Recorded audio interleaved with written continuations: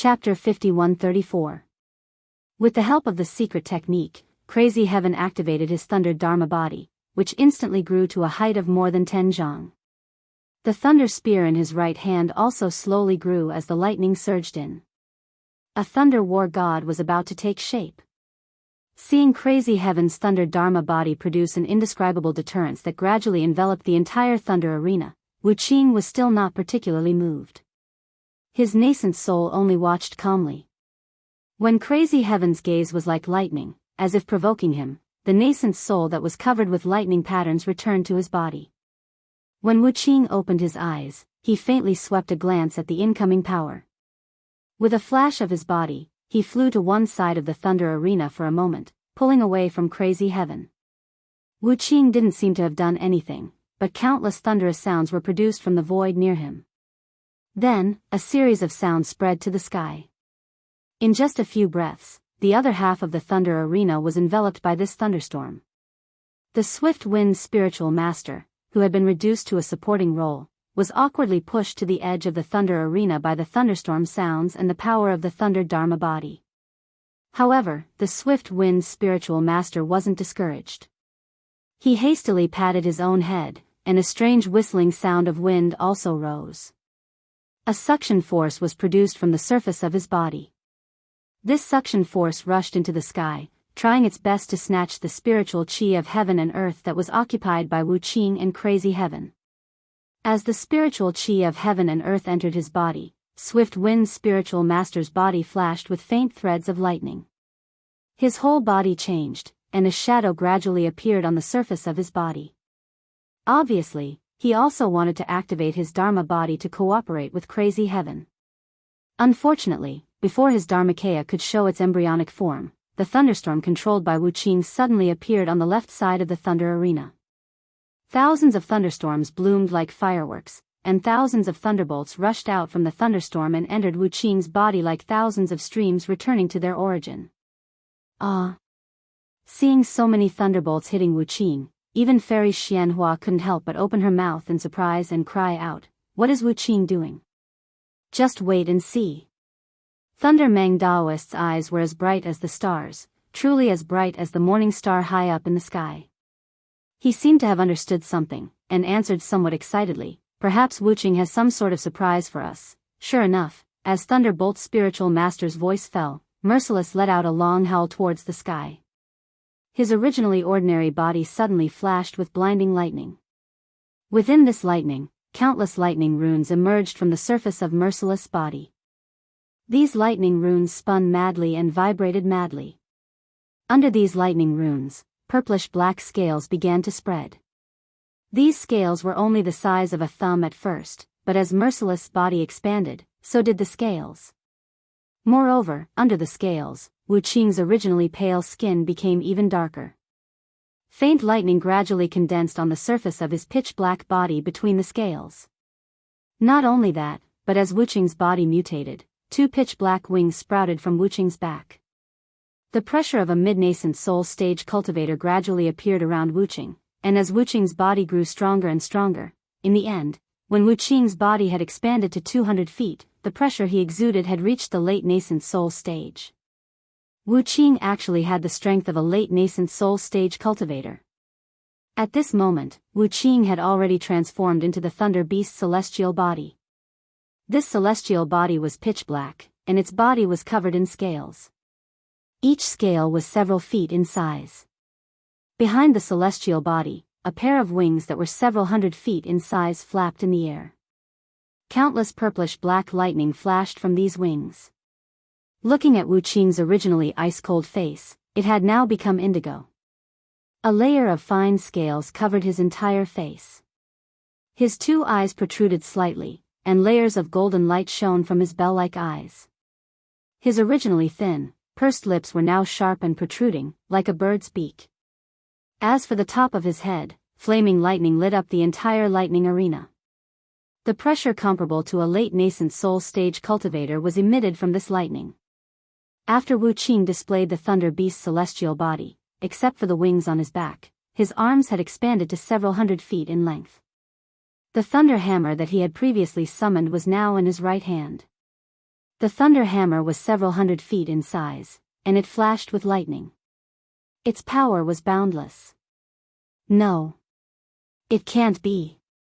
Fairy Xianxia was dumbfounded, and Fairy Yao Feng and the other palace masters were dumbfounded. They really did not expect that Wuqing, who had just stepped into the middle nascent soul stage, would have the strength of a late nascent soul stage cultivator after transforming into the thunder beast's celestial body. If that was the case, not to mention the heavenly thunder palace, even the entire thunder-controlling sect, would be hard to find a match for him. Thunder Talisman Reverend was not that surprised. After all, he had seen Xiang Zhili display his strength. As for Fairy Yao Feng, she naturally revealed a wry smile. Cui Yingying would never display such an ugly thunder beast celestial body unless it was a matter of life and death. Thunder Talisman Reverend smiled, looked at Fairy Yao Feng, and said in a low voice, "The matter is settled." Fairy Yao Feng shook her head slightly, and even stole a glance at Fairy Xianxia. Although she did not say a word, her expression showed that she would not be surprised even if Wuqing took down the thunder-controlling sect master. Damn it. If Fairy Yao Feng could think of it, how could Fairy Xianxia not think of it? In addition to the bitterness in her mouth, Fairy Xianxia also felt a strong uneasiness and unwillingness in her heart. She already knew Master Qian Lei's intention, and she also knew the role of Wuqing. She could not help but curse in a low voice, biting her lips tightly, and watching how Wuqing defeated Kuang Tian. Everything seemed to be settled, but Kuang Tian was not moved.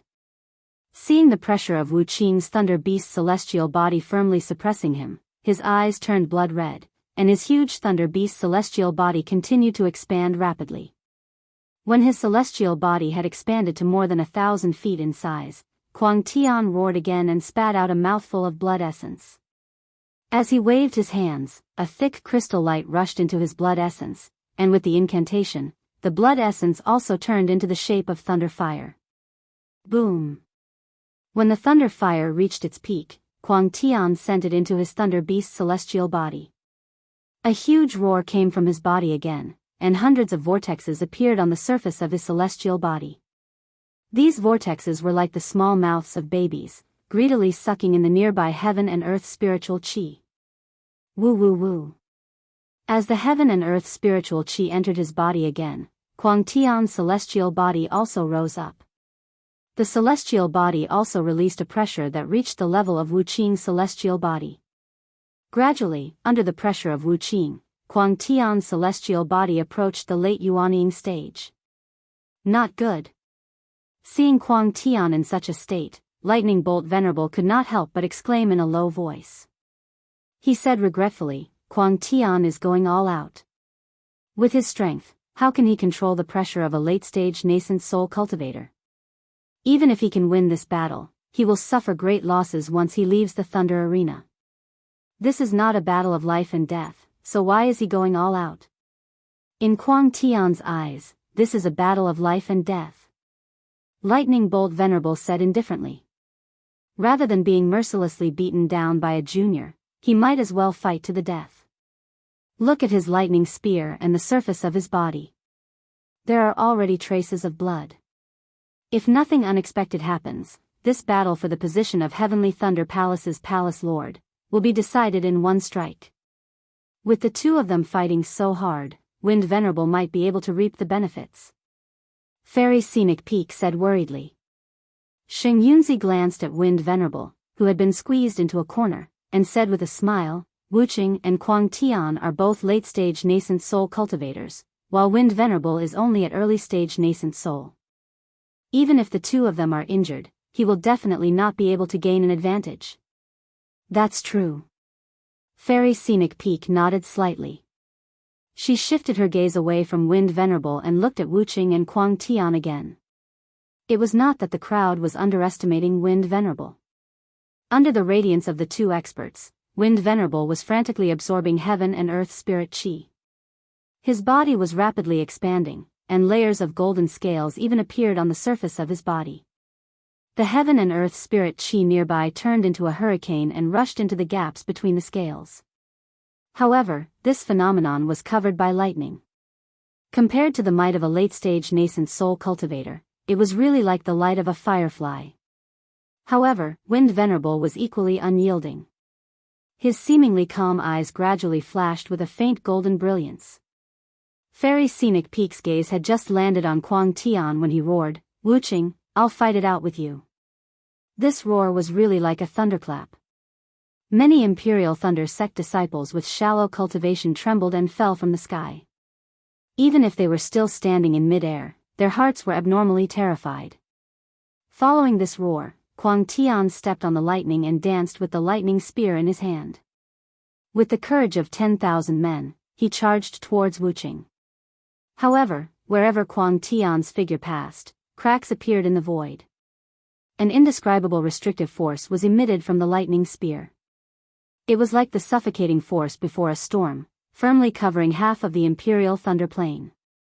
At the tip of the lightning spear, traces of lightning condensed but did not shoot out. Dong, dong, dong.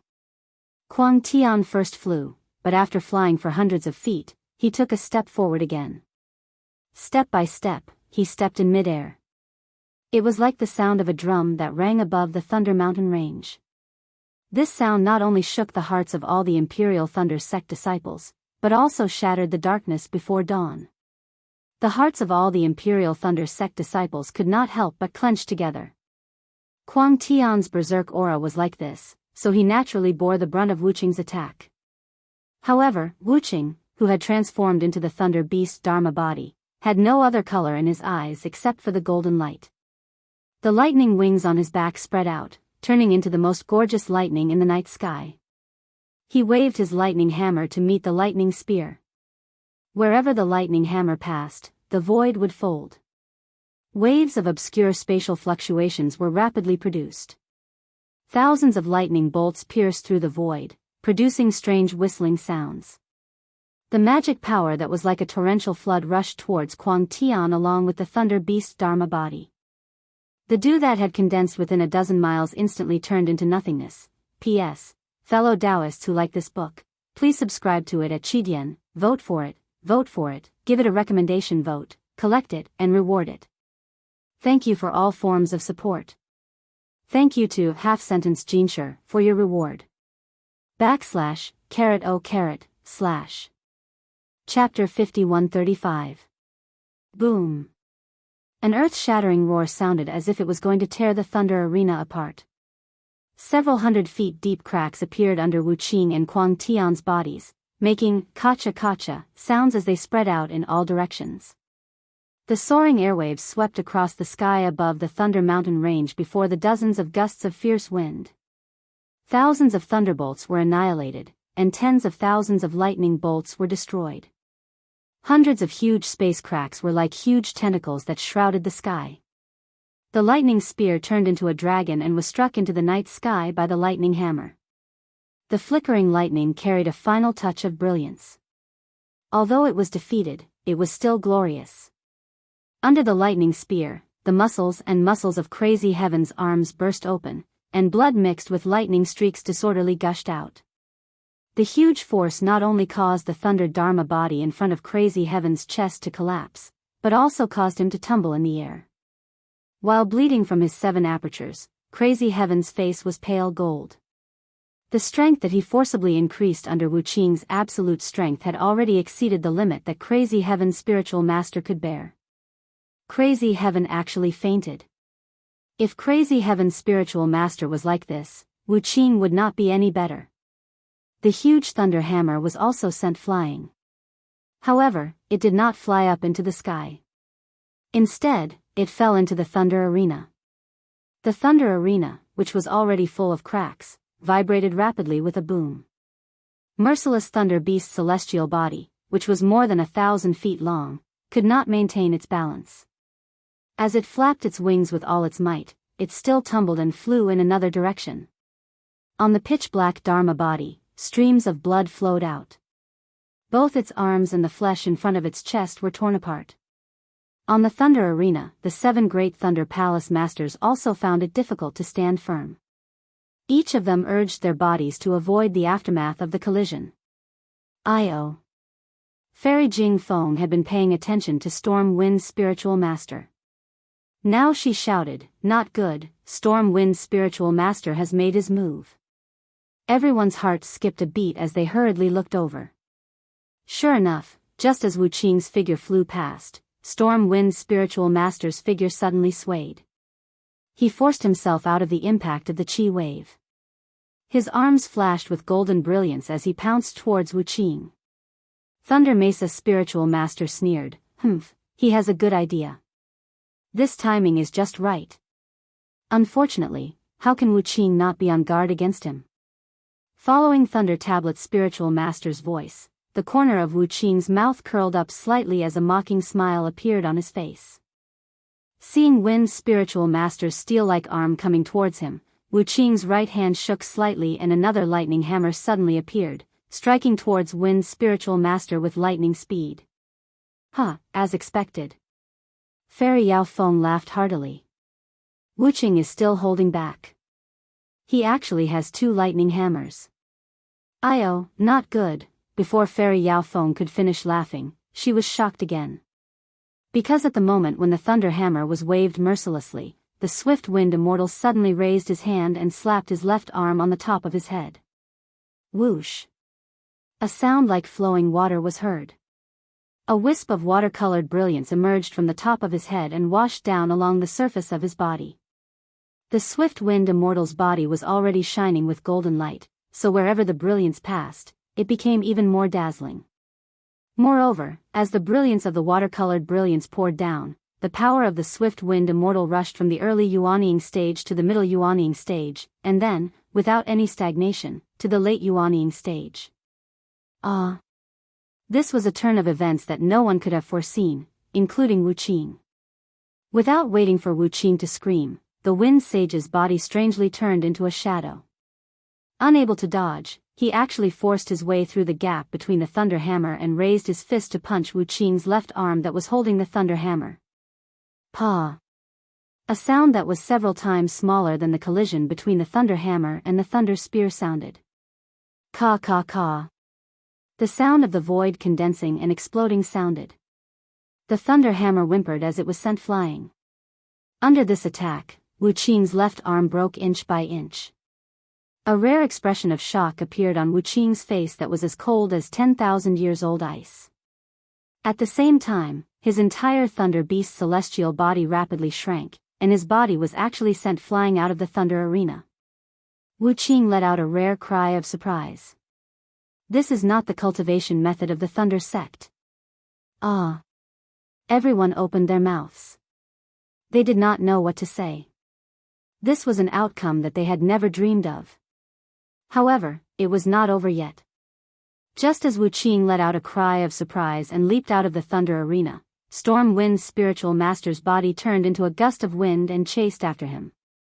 His arms, which seemed to be made of gold, turned into shadows. Boom, boom, boom. A sound that was more deafening than the beating of a drum rang in the air. Every time an arm's shadow appeared, the sound of thunder would resound and Wuqing's Thunder Beast's celestial body would shrink by a size. After a few breaths, the Thunder Beast's celestial body, which was more than 1,000 feet long, was destroyed. Wuqing's body retreated, tumbling in the air like a bullet. Damn it! With a roar, 2 streaks of lightning shot up into the sky. One rushed towards Storm Wind's spiritual master and the other towards Wuqing. Weren't they Xiang Zhili and Cui Yingying? Unfortunately, before Xiang Zhili could get close, Storm Wind's spiritual master laughed loudly. His body swayed and turned into a rainbow, returning to the Thunder Arena. Storm Wind's spiritual master's power had dropped, but he was still at the middle stage of the Yuanying stage. His strength was not something Xiang Zhili could compare with. Xiang Zhili naturally would not give up. He still made gestures with both hands, preparing to attack. However, Storm Wind's spiritual master stood in the air and laughed. The battle of the palace lord of the Heavenly Thunder Palace has been decided. Xiang Zhili, do you want to challenge me? Damn it, damn it, damn it. Xiang Zhili rushed to the front of the Thunder Arena and cursed loudly. Old Storm Wind, you are too insidious. You are already at the middle stage of the Yuanying stage. Why did you hide your cultivation? Wu Qing was just beaten out of the thunder arena by you. Why did you hurt him again? Hee hee. Storm Wind's spiritual master smiled. Xianxia, Wu Qing seems to have the strength of the late stage of the Yuanying stage, right? Didn't he also hide his strength? If he can hide it, why can't I? Although Wu Qing was beaten out of the thunder arena by me, he can still fly back. The rules of the Battle of the Palace Lord of the Heavenly Thunder Palace did not say that anyone who flies out of the thunder arena would be considered defeated. This thunder arena is really too small for a late-stage Yuanying cultivator, so I have to be careful. At this point, Storm Wind's spiritual master looked at Wu Qing, who was being supported by Cui Yingying in the distance. He bowed and said, "Junior brother Wu Qing, I had no choice. I am sorry." Wu Qing's face was pale gold, and there was no expression on his face. He raised his hand and waved. The Purple Palace Lord's seal of the Heavenly Thunder Palace flew out of thin air and landed right on Storm Wind's spiritual master. Humph. Xianxia glared fiercely at Storm Wind's spiritual master and flew back. He asked Wu Qing worriedly, "How are you?" "I won't die." Wu Qing replied. "Let's go." "Okay." Xianxia accompanied Cui Yingying, and the two of them flew back to where the disciples of the Myriad Thunder Valley were. Zhua **** was already distressed. He hurried over and caught Wu Qing. Storm Wind's spiritual master took the Palace Lord's seal of the Heavenly Thunder Palace with a faint smile on his face.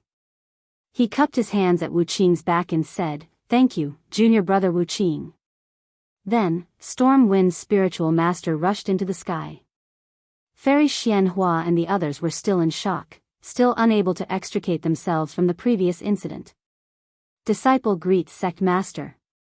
Storm Wind's spiritual master flew in front of Fairy Xianxia and cupped his hands in greeting. He offered the Palace Lord's seal of the Heavenly Thunder Palace and said, "This is the Palace Lord's seal of the Heavenly Thunder Palace. Sect master, please accept it." Fairy Xianhua's expression eased a little, and she raised her hand to take the seal. However, she didn't take another look at the seal.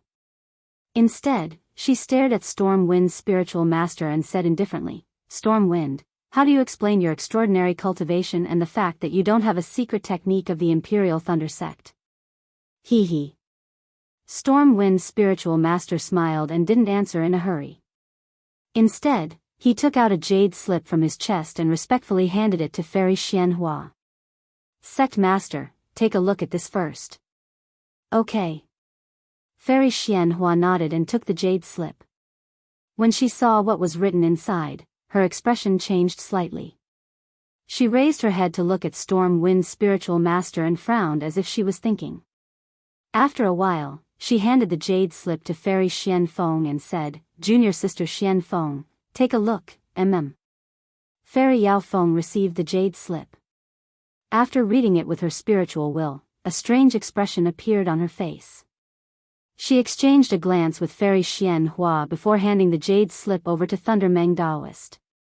After all the Lightning Palace masters had read it, Fairy Yaofeng opened her mouth and said, "Sect Master Qian Lazy, based on the handwriting and aura alone, this decree should be left behind by Sect Master Qian Lazy. However, his style of doing things is very different from senior brother Qian Lazy." Thunder Talisman's spiritual master shook his head and said, "I don't believe that senior brother Qian Lazy left Wu Qing and Qianqing behind. Isn't this letting the two of them kill each other? It's not necessary for them to kill each other." Fairy Xianhua disagreed and said, "As the saying goes, you can't put all your eggs in one basket. It's normal for Sect Master Qian Lazy to leave two seeds behind. I even think that Sect Master Qian Lazy has other hidden hands that he hasn't revealed yet. It's just that Wu Qing and Qianqing are too outstanding and have covered up the other hidden hands. In other words, with Wu Qing and Qianqing, there's no need for other hidden hands." Wu Qing and Qianqing's outstanding performance shows that Sect Master Qian Lazy has great foresight in his arrangements. Lei Tingzi said, "I think that this jade slip was left behind by Sect Master Qian Lazy." "Indeed." Xing Yunzi thought for a moment and said, "If not for Sect Master's arrangements, How could Xianxia escape from the Imperial Thunder Sea? How could he enter the middle nascent soul stage in such a short time and even reach the late nascent soul stage? Storm, what about your Dharma body secret technique? Where did it come from? Immortal Thunder Meng suddenly asked. Reporting to Immortal. Immortal Thunder Meng was as humble as before and said respectfully, when I escaped from the Imperial Thunder Sea, Sect Master Qian Lazy gave it to me. I only practiced according to Sect Master Qian Lazy's arrangement and don't know where this secret technique came from. Where's the secret technique? Can I have a look?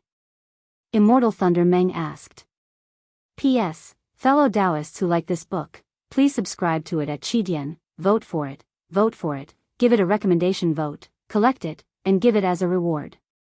Thank you to Return, Little Duan Demonic Flower, Fern Luster, 3rd rank Small Duan, Helpless, Carl 5865, Daoist Xiao, Honghua, and a Rogue Hero for their rewards.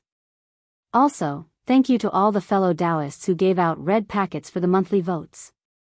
Alas, your names are too enchanting. I don't dare to look straight at them. Chapter 5136. This.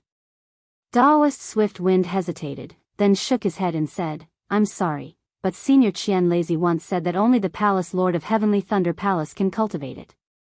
If Sect Leader agrees to abolish Senior Qian Lazy's Sect Leader token, I can take it out and let you have a look. Let me have a look first. Fairy Xianhua narrowed her eyes and looked at Daoist Swift Wind. Daoist Swift Wind thought for a moment, then took out a simple jade pendant from his bosom.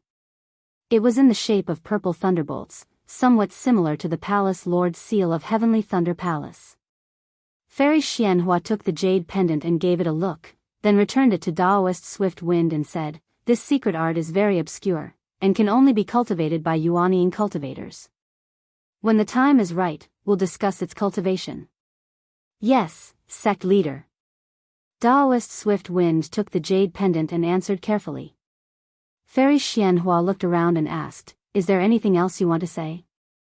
Thunderbolt Reverend opened his mouth and wanted to say something, but like Wuqing, Daoist Swift Wind had Qian Lazy's will in his hand, and he was more reliable than Wuqing, as Qian Cheng's name was written in it.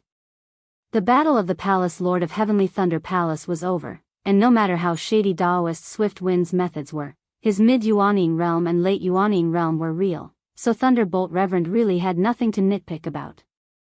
Since Thunderbolt Reverend had no way to refute, the other palace lords naturally had nothing to say. Fairy Xianhua said with a smile, in that case, Daoist Swift Wind is the winner of this battle. 3 days later, in Thunder Immortal Peak's Great Thunder Palace, I'll personally hand over the Palace Lord's seal to you. Daoist Swift Wind hurriedly bowed and said respectfully, Disciple thanks Sect Leader for trusting me. In addition, Disciple has a presumptuous request, which I hope Sect Leader can agree to. Oh? Please speak.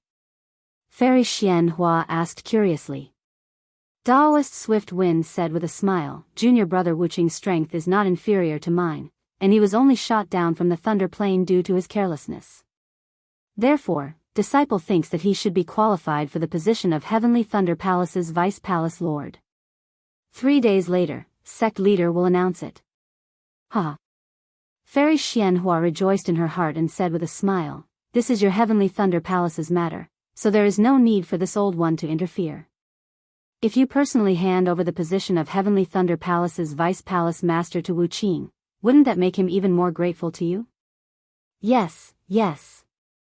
Spiritual Master Swift Wind says with a flattering smile. That's what I thought at first, but I've offended Junior Brother Wuqing today. If he doesn't agree with me, won't my Heavenly Thunder Palace lose a great help? Hearing this, Fairy Xianhua glanced at Reverend Lei Tan and said, Hee, if that's the case, then I can't promise you. Without waiting for Fairy Xianhua to finish speaking, Lei Meng Daoist interrupted her and said, Sect Master is right. Wuqing is a disciple of my shocking Thunder Palace. Previously, he was captured by Sect Master Qian Lazy. I was very reluctant to part with him. Since Sect Master Qian Lazy has other arrangements, then Wuqing will stay in Thunder Palace. My deafening Thunder Palace may not be comparable to the Heavenly Thunder Palace, but my deafening Thunder Palace is superior in that we have less scheming, and our disciples are shallow and emotionless. In deafening Thunder Palace, we won't be played to death by others. Oh, and the position of Palace Master of my heavenly Thunder Palace, I can also give it to Wuqing. Didn't Sect Master talk about reform? My deafening Thunder Palace will also reform, and prepare to let Xiang Zhili and Cui Yingying become Vice Palace Masters of Deafening Thunder Palace. Fairy Xianhua sweats profusely, and hurriedly waves her hand and says, the matter of the Vice Palace Masters of each Lightning Palace is the matter of each Lightning Palace, and has nothing to do with the sect. However, the change of Palace Master of each Lightning Palace is the sect's, just as Fairy Xianhua says this, whoosh. A thunder sound transmitting talisman in the distance turns into a stream of light and flies over, immediately interrupting Fairy Xianhua. Fairy Xianhua is somewhat displeased. She receives the sound transmitting talisman but doesn't open it. Instead, she says, Thunder Meng Daoist, don't let your emotions affect your decisions. These matters still need to be, whoosh. Immediately after, 2 more thunder sound transmitting talismans fly over from 2 other places in Thunder Mo mountain range, one of them flickering with a blood-red color. Fairy Xian Feng hurriedly urges, Sect Master, this is an urgent sound transmitting talisman. I'm afraid there's something urgent on the west side of Thunder Mo mountain range. Take a look. Fairy Xianhua frowns, and first opens the thunder sound transmitting talisman flickering with a blood-red brilliance. Then, she hears the anxious voice of a disciple coming from it. Sect Master, a disciple from the west side of Thunder Controlling Sect sent a message saying that the path back to Thunder Controlling Sect has been blocked by unknown cultivators. This disciple has already sent someone to investigate. Oh? Fairy Xianhua is startled, and hurriedly opens the earliest thunder sound transmitting talisman. Sure enough, a disciple's voice comes from it. Sect Master, a message from Jade Archive Hall Grand Master Zhen Qing says that when he was returning to Thunder Controlling Sect, he was chased by unknown disciples. Sect Master, please investigate and rescue him as soon as possible. What? Zhen Qing is being chased? Sheng Yunzi is greatly alarmed, and he hurriedly says, Zhen Qing is already a late gold core stage cultivator. How can there be people chasing after him? Thunder Meng Daoist's face is as calm as water, and he looks at the other sound-transmitting talisman in Fairy Xianhua's hand and says, this last one is probably the same. Sure enough, when Fairy Xianhua opens the last thunder sound-transmitting talisman, a disciple's anxious voice comes out, Sect Master, a group of unknown cultivators has been discovered in the east side of Thunder Controlling Sect. They have already surrounded the east side of Thunder Controlling Sect. After this disciple investigates, these cultivators have formed a team and are about 1,000 miles away from Thunder Mo mountain range. Damn it. Fairy Xianhua angrily throws the thunder sound transmitting talisman into the air and yells, this must be a group of sword cultivators besieging my Thunder Controlling Sect. Sect Master. The nearby Swift Wind Daoist mutters to himself and says in a low voice, it's too early to come to such a conclusion. My Thunder Controlling Sect isn't in the north of the country of Shi. If there are sword cultivators heading south, it will definitely attract the attention of other Dao cultivator sects in the Cultivation 3 countries. Moreover, if they are sword cultivators, their sword equipment is very obvious. The last disciple who sent the message will definitely explain it. Of course, this is only this disciple's guess for Sect Master's reference. When Fairy Xianhua hears this, she slightly nods and says, Swift Wind Daoist is right. I was too anxious and didn't think things through. However, no matter who dares to besiege my Thunder Controlling Sect, I won't let them get what they deserve. Disciples. Speaking up to here, Fairy Xianhua glanced around and raised her voice. We've discovered a large number of unknown cultivators surrounding the Imperial Thunder Sect. Although we don't know why they're here, they've invaded the territory of our Imperial Thunder Sect, which is a provocation to our Imperial Thunder Sect. Now that our Imperial Thunder Sect has 3 nascent soul grandmasters and 2 of them are at the late stage of the nascent soul realm, our Imperial Thunder Sect already possesses the qualifications to contend for supremacy among the 3 great sects of the state of Shi. No matter who they are, whether they are sword cultivators or Dao cultivators, I will give them a thunderous blow and let them know the power of my Thunder Controlling Sect. Lightning Daoist, Lightning Daoist, Lightning Daoist, Zhishuanzi, listen to my command. Fairy Xianxia may have many faults, but she is still the sect master of the thunder-controlling sect. When she hears that the thunder-controlling sect is besieged, she immediately flies into a rage and issues orders. When Thunderbolts Daoist, Lei Tingzi, and Zhishuanzi hear this, they don't dare to be negligent and hurriedly bow and salute. Disciples will follow sect master's orders. I don't understand war, so I will leave the task of resisting the enemy to you all. Fairy Xianxia orders, you must beat the enemy to a pulp and boost the morale of my thunder-controlling sect. Yes, disciples will not disappoint sect master. Thunderbolts Daoist, Lei Tingzi, and Zhishuanzi receive the order, and after a brief discussion, they assign tasks and send their disciples to defend the thunder-controlling sect. Most of the thunder-controlling sect's disciples are now in front of the thunder arena, so it is very convenient to dispatch them. In just a short while, the disciples have already flown out, according to the arrangement, to reinforce the thunder-controlling sect's array.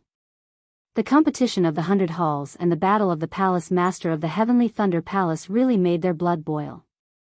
Just as Fairy Xianxia said, they firmly believe that the thunder-controlling sect is already standing at the peak of the 3 kingdoms of cultivators. If anyone dares to offend the thunder-controlling sect, they will definitely return in defeat. Sect Master. After the first batch of disciples left, Thunderbolts Daoist and the other nascent soul cultivators in the sect gathered together and returned, saying, the disciples to defend have been assigned, and the disciples to fight have been prepared. We are just waiting for the news from the scouting disciples, then our thunder-controlling sect will give them a head-on blow. Now that our thunder-controlling sect has enough nascent soul disciples, we are not afraid of this battle. Good. Fairy Xianxia looks at the nascent soul cultivators of the thunder-controlling sect and claps her hands, saying, Junior brothers, you have done very well. This seat is a woman and does not have the ability to dispatch troops. The only thing this seat can do is to support you in the sect. If you have any needs, this seat will satisfy all of you. After the Sword Dao War, our thunder-controlling sect has not fought a big battle. This is really an opportunity. Whoosh.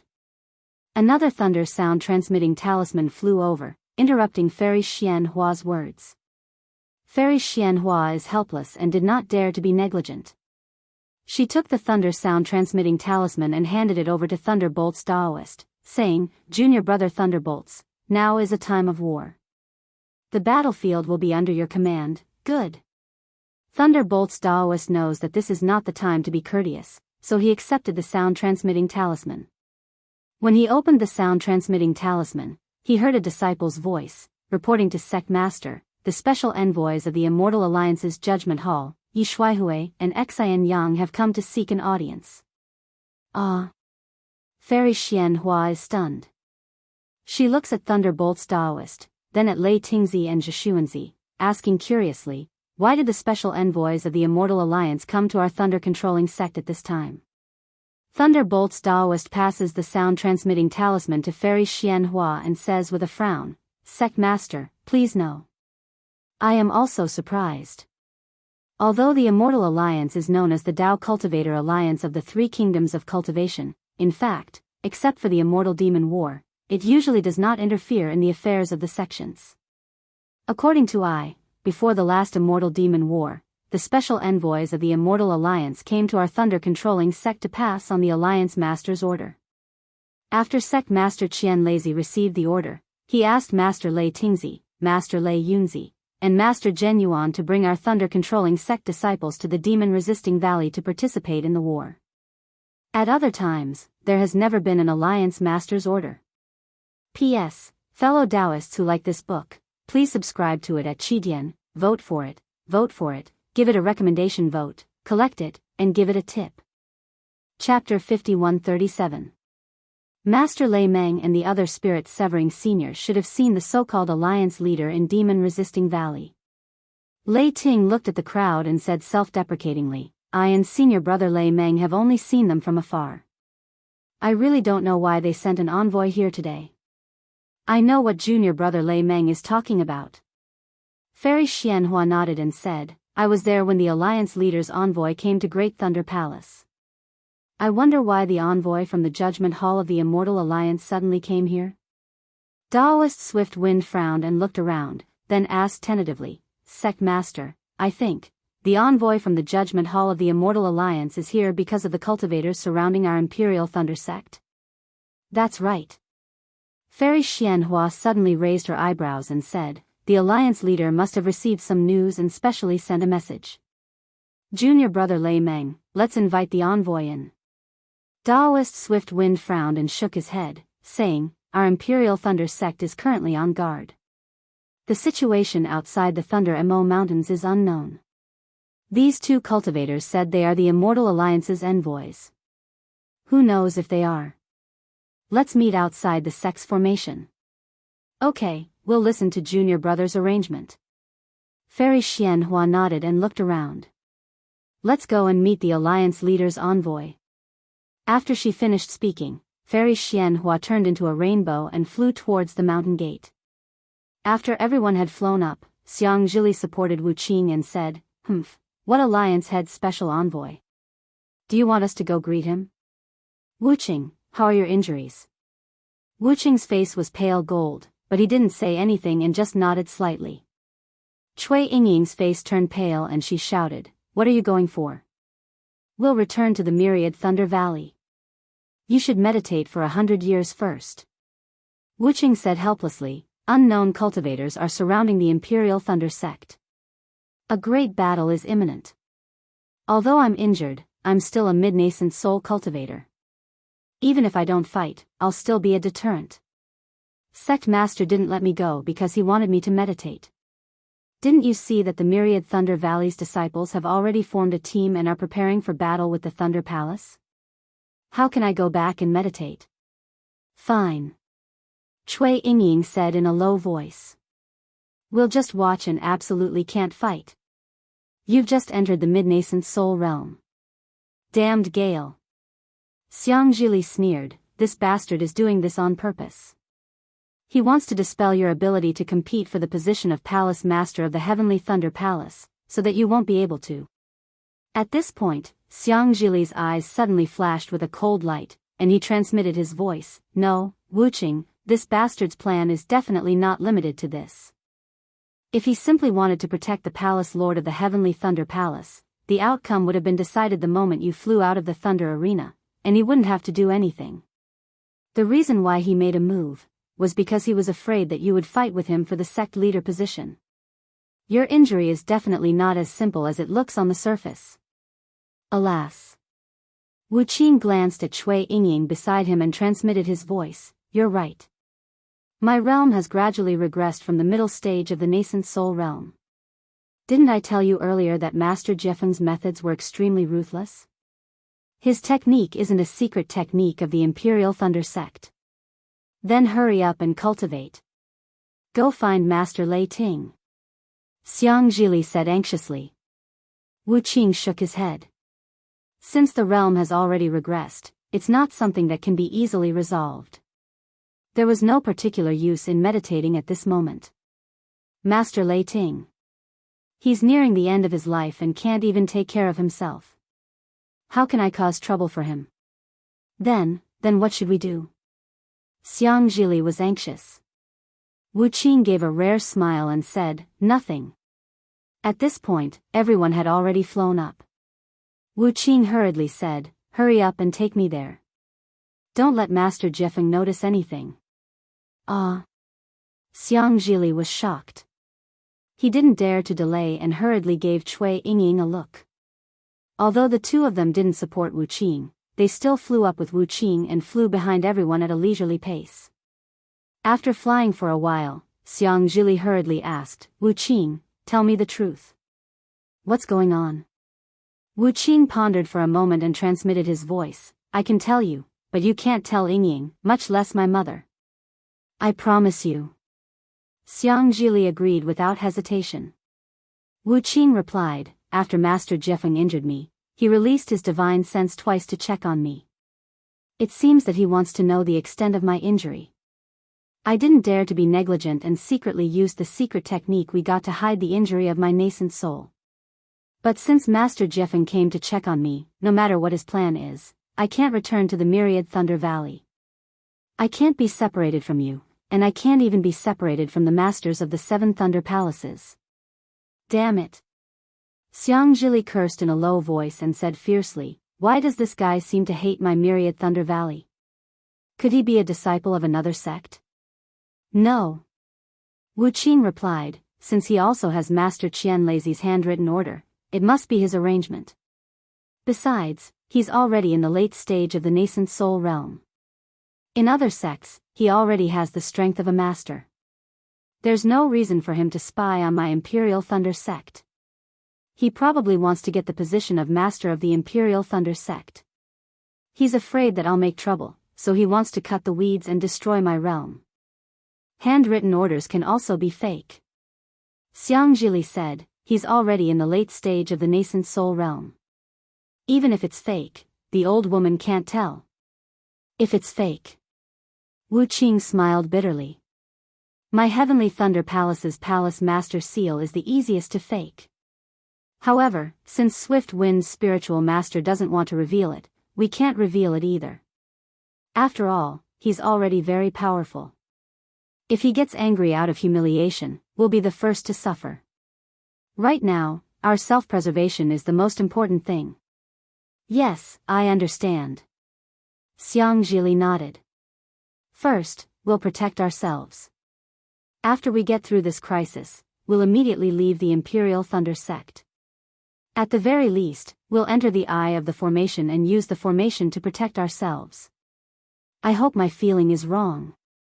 Wuqing said worriedly. This Swift Wind spiritual master is only after the position of master. Eldest senior brother, Wuqing. Cui Yingying, who was watching from the side, couldn't help but ask in a low voice, what are you talking about? Little girl. Xianxia glared at her and said, you just need to support Wuqing. Why do you care so much? Cui Yingying was used to being reprimanded by Xianxia, so she didn't mind. However, Xianxia's reprimand made Cui Yingying's heart clench. She had already heard something from Xianxia's words. She quickly tightened her grip on Wuqing's arm and transmitted her voice, Wuqing, what happened? Wuqing glared at Xianxia in annoyance, then squeezed out a smile and said, nothing. The two of us discussed that after this, the 3 of us will make a trip to the Flame Forest Swamp and see if there's anything we missed in the secret area. Okay. Cui Yingying was a little suspicious, but she didn't ask any more questions. She only nodded and said, don't forget to call me when you leave. You're Wuqing's little tail. How could I abandon you? Xianxia smiled. When he said this, Cui Yingying's face flushed red. Her tightly clenched fists suddenly loosened, and Wuqing glared at Xianxia again without saying anything. The situation instantly became awkward. Xianxia saw this and laughed. What's wrong? Haven't you been a little tail since you were young? What's there to be shy about? You were in the past, now, and in the future. Cui Yingying lowered her head. Her nose was already touching her chest. Wuqing's expression didn't change. He just looked indifferently at the group of people who had turned into rainbows flying in the distance. Sigh. Xianxia sighed helplessly when he saw that the 2 of them didn't continue the conversation. He could only sigh. He was anxious. He knew Cui Yingying's feelings for Wuqing the best. It was a pity that one was his martial uncle, and the other was a junior. If there were 2 Thunder Palaces, it wouldn't be a big deal. However, the 2 of them were not only one Thunder Palace, but also one 10,000 Thunder Valley. The 10,000 Thunder Valley was currently in the limelight. If this matter was exposed, not only would Zhuo Bingying faint from anger, the entire Thunder Palace would be in chaos. Some people were bad at cultivation, so they created trouble out of nothing. They were the best at pointing fingers and gossiping. While they were talking, the nascent soul cultivators had already arrived at the mountain gate. At this time, the mountain gate was already filled with the Imperial Thunder Sect's troops. A disciple had already come to greet them. He raised his hand and pointed at the 2 golden core cultivators outside the mountain guarding array. Reporting to Sect Master, they are the special envoys of the Immortal Alliance's Judgment Hall. Their names are Yi Shuaihui and Xianxia. They said that they have the Immortal Alliance's order and token. However, this disciple didn't dare to act rashly and only asked them to wait outside the array. Well done. Fairy Xianhua nodded. Then, she looked into the distance and asked, did the disciples who investigated the situation report back? Most of them haven't reported back yet. The disciple replied. Only a few disciples sent back a message saying that a large number of cultivators have indeed come. However, the cultivators they encountered all stopped 1,000 miles away and didn't advance in the direction of our Imperial Thunder Sect. Sect Master also knows that our Imperial Thunder Sect's patrol range is only 300 miles. We regularly patrol within 500 miles. Outside of 1,000 miles, it's already far beyond our patrol range. I understand. Fairy Xianhua waved her hand and said, this matter isn't your fault. In the past few decades, our Imperial Thunder Sect has been too focused on internal affairs. We have been concealing our strength and biding our time. We have been less involved in the Dao cultivation trend and the decisions of the large sections. We might have overlooked something. Cough cough. Thunder Mang Daoist coughed a few times and said in a low voice, Sect Master, let's invite the special envoys of the Immortal Alliance's Judgment Hall in first. After all, they had been waiting for a long time. Fairy Xianhua glanced at Thunder Mang Daoist and ordered, invite the special envoys of the Immortal Alliance's Judgment Hall in. Yes, this disciple understands. After the disciple received the order, he ordered his subordinates to inform them. Thunder Mang Daoist ordered the disciples who were on guard to set up a large array behind them to prevent any changes from occurring. Not long after, 2 early gold core stage cultivators swaggered in from outside the formation. P.S. Fellow Daoists who like this book, please subscribe to it at Qidian, vote for it, vote for it, vote for it, give it as a reward, and... Chapter 5138. The person in front had an ordinary appearance. Although he was a little old and had wrinkles on his face was rosy and looked very plump. The person behind him was the exact opposite. Not only was he thin, his face was also abnormally dry. His Daoist robe was a little sloppy and his hair was messy. However, this person's eyes were flashing with a rather crystalline light. Compared to the person in front, his eyes were much more turbid. This old man is the special envoy of the Immortal Alliance's Judgment Hall, Yi Shuaihui. Greetings to the Imperial Thunder sect leader. The chubby gold core cultivator in front casually bowed and saluted. From the looks of it, he really didn't live up to his name. This one is the special envoy of the Immortal Alliance's Judgment Hall, Xianxia. Greetings to the sect leader. After that, the skinny gold core cultivator saluted. Although he was slightly more respectful than Yi Shuaihui, he wasn't much better. Therefore, without waiting for Fairy Xianhua to speak, Thunder Tablet Immortal said indifferently, you can wait. What's the matter?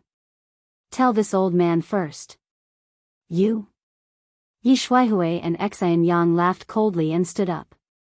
We are here to deliver the arbitration order under the orders of the Immortal Alliance's Judgment Hall. The Alliance leader specifically said that this arbitration order will be delivered to the Imperial Thunder sect leader. Who are you? How dare you accept the arbitration order? Arbitration order? Thunder Tablet Immortal was stunned. This was the first time he heard of an arbitration order and he didn't know what it was. However, seeing that the 2 gold core cultivators were so arrogant and didn't put the Imperial Thunder sect in their eyes, he mustered up his courage and said, you don't need to know who this old man is. All you need to know is that this old man is in charge of all external affairs of the Imperial Thunder sect. You're in charge? Xianxia sneered. You think you can make us hand over the arbitration order of the Immortal Alliance's Judgment Hall with just one sentence? You think too highly of yourself.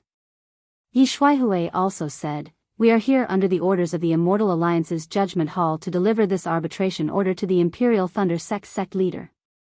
If your Imperial Thunder sect doesn't accept the arbitration order, we will turn around and leave. The serious consequences of this matter and the anger of the Immortal Alliance's Judgment Hall will be borne by your Imperial Thunder sect.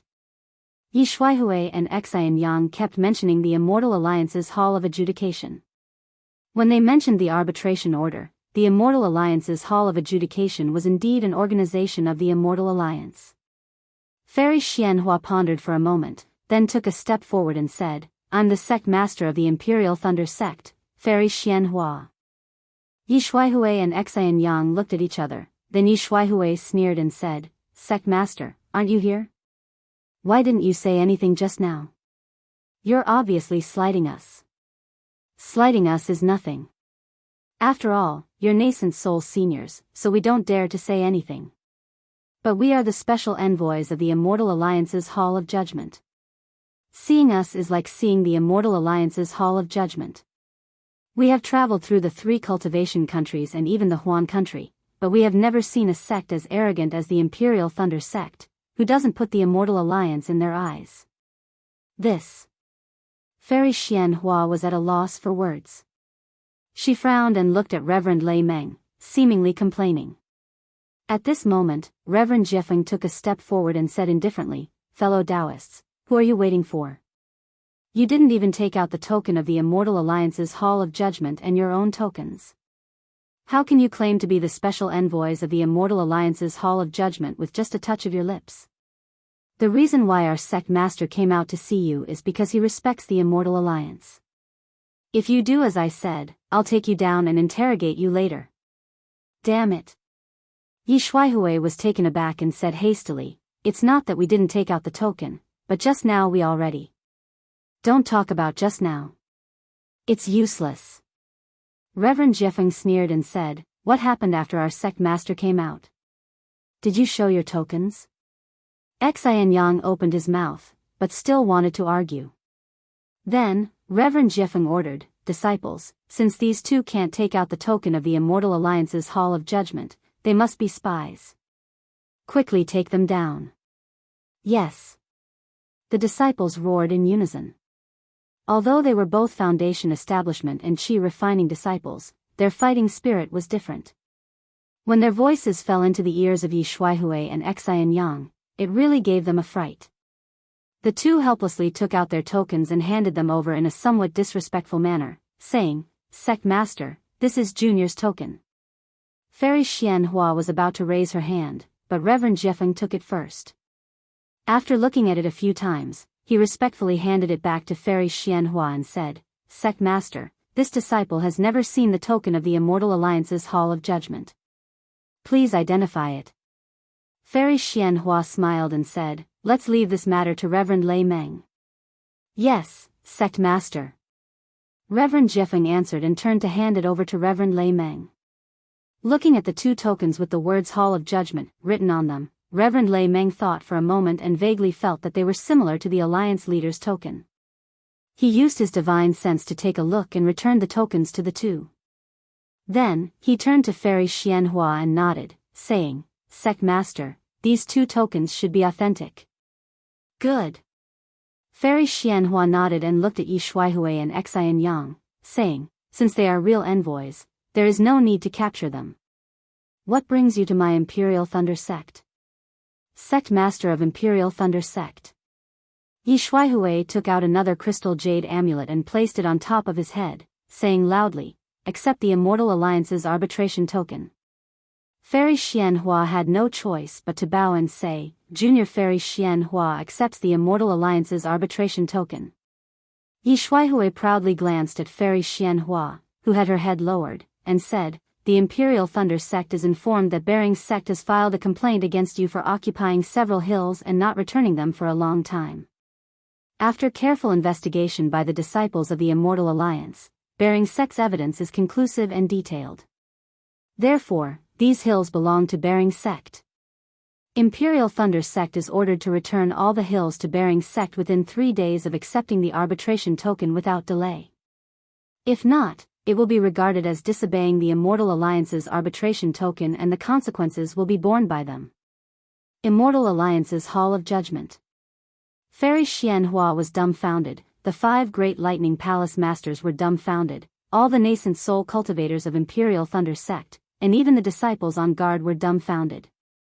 For a time, the entire Imperial Thunder Sect was silent, to the point that even the sound of a needle dropping could be heard. After half a cup of tea's time, Yi Shuaihui felt that his raised arm was sore, and Fairy Xianhua tentatively asked, "Are you sure this is the Immortal Alliance's arbitration token? Just because of a few hills? Also, what kind of sect was this barbarian sect? How come I've never heard of such a sect near my Imperial Thunder sect?" Yi Shuaihui coldly replied, "Sorry, we're only responsible for delivering the arbitration token, not answering it. The arbitration token contains the basis and results of the arbitration. If you don't understand, you can write a letter to the Immortal Alliance within a day. Imperial Thunder Sect Master, you don't have to accept the arbitration token, but once I tell you the contents of the arbitration token, it will take effect immediately. May I ask, Imperial Thunder Sect Master, do you want to accept the arbitration token?" Alas, what the hell is this? Fairy Xianhua sighed, looked around, and asked, "Have you heard of this bearing sect? Or do you know where the hills that Fei Lin Men mentioned are?" Thunder Meng Daoist didn't say anything, but turned to look at Fairy Xiang Feng and the others. They were also puzzled and shook their heads. Swift Wind Daoist hastily reminded, "Sect Master, the arbitration token must contain the records of the so-called bearing sect, as well as the disputes about those hills. Why don't you take it and have a look? Since the special envoy says that the arbitration token has taken effect, it doesn't matter whether we accept it or not." "All right." Fairy Xianhua thought for a moment and agreed. She had heard it, so why bother about whether she should accept it or not? Unfortunately, when Fairy Xianhua stretched out her hand to take it, Yi Shuaihui didn't let go, but looked at her indifferently with a big smile on his fat face. Next to him, Xianxia smiled and said, "Sect Master of Imperial Thunder Sect, I heard that the spirit wine of Imperial Thunder Sect is very famous. If we return and say that we haven't tasted it, not only will we lose face, but the reputation of Imperial Thunder Sect in the Immortal Alliance will also be greatly damaged, right?" Damn it. Fairy Xianhua suddenly understood something. She looked at Yi Shuaihui and Xianxia in disbelief. She couldn't believe her ears and even more couldn't believe her own comprehension. She cursed in a low voice and asked, "Are you too sure that this is my Imperial Thunder Sect spiritual wine?" Cough cough. Xianxia coughed and said with a smile, "Maybe it's a spirit wine. Anyway, any famous wine will do. You can't expect us to." Unfortunately, before the two of them could finish speaking, a gust of strange winds suddenly arose, and then a large hand grabbed out of thin air.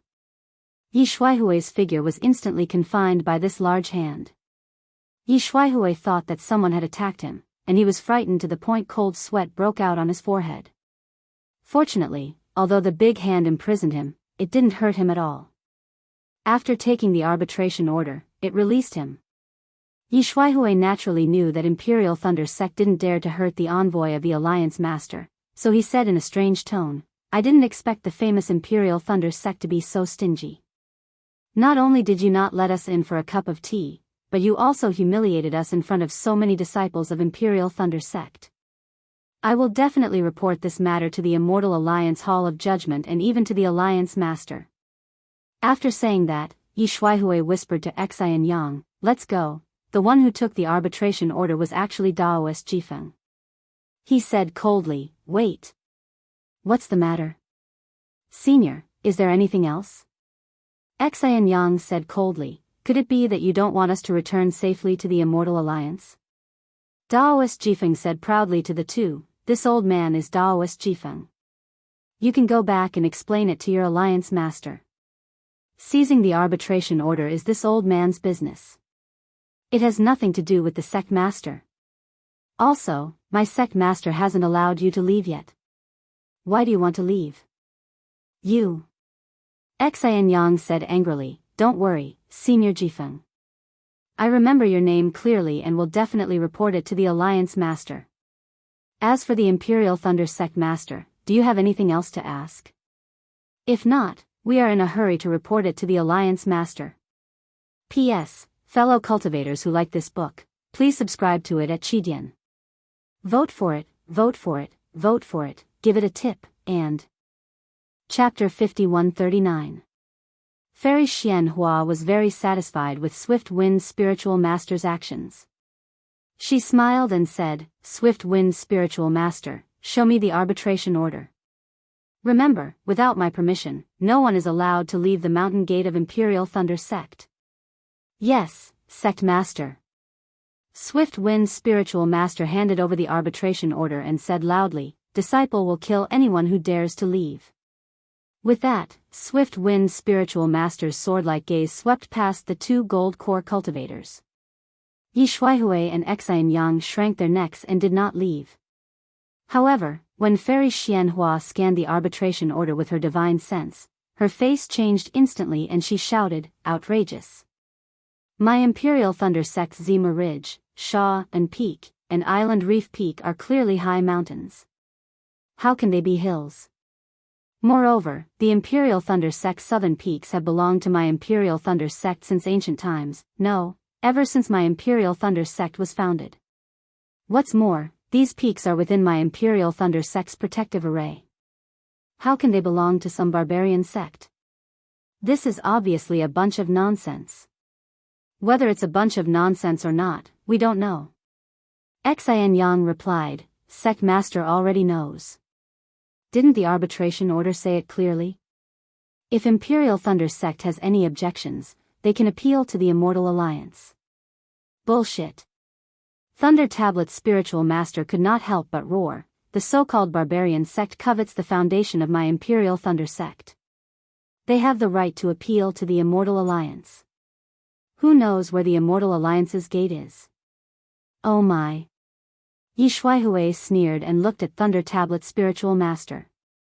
Senior, you're really daring to slander my Immortal Alliance. Am I right? Thunder Tablet's spiritual master was not afraid and asked, What does the Immortal Alliance do? It was during the Great War of Immortals and Demons that the Immortal Alliance deployed to meet the demon race's invasion. Usually, the Immortal Alliance has no right to interfere in the affairs of the three kingdoms of cultivators. If this bullshit barbarian sect is not satisfied, they can come to my Imperial Thunder Sect. Don't use the Immortal Alliance to oppress us. I have never heard of this Immortal Alliance's Hall of Judgment. Hee hee. Xianxia looked at Fairy Xianhua and asked, Sect Master, what this senior said, represents the Imperial Thunder Sect? Not bad. Fairy Xianhua nodded and threw the crystal-like arbitration order to Yi Shuaihui. I've never heard of an arbitration order. This arbitration order, my Imperial Thunder Sect doesn't recognize it. Who knew that Yi Shuaihui would not accept the arbitration order at all? He only said, once the arbitration order is issued, it has already taken effect. It cannot be taken back. Take it or leave it. The Swift Wind Immortal raised his hand and caught the arbitration token, saying, This thing looks very solid. I'll take it back and use it as a cushion for my table. When Xianxia and Yi Shuaihui heard this, their expressions changed slightly. They looked at each other and asked in unison, Imperial Thunder Sect Master, can we leave now? Get lost, I won't see you off. The Swift Wind Sage said with a laugh. However, Xianxia and Yi Shuaihui did not move. They only looked at Fairy Xianhua. Please. Fairy Xianhua indifferently said, Go back and report to Lord Alliance Head that this is a matter of my Imperial Thunder Sect, a matter of my Shiguxiu. Ask him to worry more about the Immortal Demon War and not spend his energy on these trivial matters. Okay, I'll report to Lord Sect Master's words in full detail. Xianxia and Yi Shuaihui nodded in agreement and simultaneously urged their figures to fly. However, after flying for more than 1,000 feet, they turned back and said with a smile, By the way, we said before that those who do not obey the arbitration order will bear the consequences. I hope Imperial Thunder Sect Master will reconsider. Not good. Suddenly, the Swift Wind Sage seemed to understand something and hurriedly shouted, Don't let them go. They are related to the unknown cultivators who besieged Imperial Thunder Sect. The Thunder Talisman Immortal laughed and said, Let them go. They are just two small fries. Why bother with them? Even if you let them stay, you won't get any information. The two early-stage Golden Core disciples from the Immortal Alliance were planning this. Yes, disciple will listen to Immortal's instructions. The Swift Wind Sage was very respectful to the Thunder Talisman Immortal. He nodded and handed the arbitration token to the Thunder Talisman Immortal, saying, "Immortal, please take a look, okay?" The Thunder Talisman Immortal took the arbitration order and looked at it. Although he already knew the content, he was still so angry that his face changed color. He passed the arbitration order to Fairy Xian Feng and said, "Senior sister, take a look. It's really black and white, deliberately mystifying." "Yes." The Swift Wind Sage smiled bitterly and said, "The mountains in the south are the territory of Imperial Thunder Sect, and also the place where the sect protecting formation is deployed. How can we cede it to others? The problem is, what is this bearing nether sect that suddenly appeared? Disciple has never heard of it." The arbitration order also does not explain. There must be a mastermind behind this. After Fairy Xian Feng finished reading it, she passed it to Lei Tingzi and said, "This mastermind covets the foundation of Imperial Thunder Sect, so he fabricated a sect. This sect then fabricated a territory issue and gave it to the Immortal Alliance, who did not know what was going on. But the Immortal Alliance did not know what was going on and issued this arbitration order." The Swift Wind Sage nodded and said, "If we push it further, this Immortal Alliance might not be reliable. They might also be after some benefits." Fairy Xianhua shook her head and said, "Apart from the Vice Alliance Master of Falling Star Heaven, the rest of the Immortal Alliance are elders of various sections. With their reputations, they would not damage their own image. I'm afraid this matter has nothing to do with the Immortal Alliance, but is related to this Vice Alliance Master of Falling Star Heaven. He arbitrarily used the name of the Immortal Alliance to set up this Immortal Alliance Judgment Hall and issued this arbitration order. Don't say that he is using the name of the Immortal Alliance." Lei Tingzi looked at the arbitration order and sneered, "Even if it is really the arbitration of the Immortal Alliance, it still depends on what the arbitration order is. It is impossible for Imperial Thunder Sect to accept such an absurd arbitration result. There is another question." The Swift Wind Sage changed the topic and said, "Is the cultivators who are besieging my Imperial Thunder Sect related to this arbitration order? Is it related to the Bearing Nether Sect? Is it related to the Immortal Alliance?" The Swift Wind Sage pinched his chin and said in a low voice, "It's hard to say. We still need the patrolling disciples to ascertain the identity of the cultivators who are about 1,000 miles away. And to ascertain the identity of the cultivators who are about 1,000 miles away, I'm afraid it will take at least 2 or 3 days." "3 days?" The Swift Wind Sage asked curiously, "Isn't that the time limit of the arbitration order?" Lei Tingzi said, "Therefore, there is no need to wait for the patrolling disciples to return. The cultivators who are besieging my Imperial Thunder Sect must be related to the Bearing Nether Sect and the Immortal Alliance. He's trying to force my Imperial Thunder Sect to show his strength. In that case..." Fairy Xianhua pondered for a moment and said, "I'm afraid I can't deal with it. I still need the 3 elders to deal with the Immortal Alliance." The Swift Wind Sage nodded in agreement, not to mention the sect master. Even senior brother Qian Lazy doesn't have the experience to deal with the Immortal Alliance. Let's ask the 3 elders to come out. Wuqing, Li, Yingying, go. Xiangjili hesitated for a moment before whispering a few words to Lei Meng Reverend. Frowning, Lei Meng Reverend replied, "How about this, you all go there. You don't have to bring the sect master's token, you only need to explain the cause of the matter and see what the 3 seniors think. If they are willing to help, then you all can return with them. If they are not willing, then you all can wait for your return." "Yes, we understand." Xiangjili, Wuqing, and Cui Yingying didn't dare to delay and hurriedly left. Fairy Xianhua was puzzled and asked, "Junior brother Lei Meng, what's the matter?" The Swift Wind Sage helplessly replied, Li said that the 3 elders' lifespans are about to come to an end. If they help, I'm afraid they won't be able to hold on for long. Alas, blessings don't come in pairs and misfortune doesn't come alone.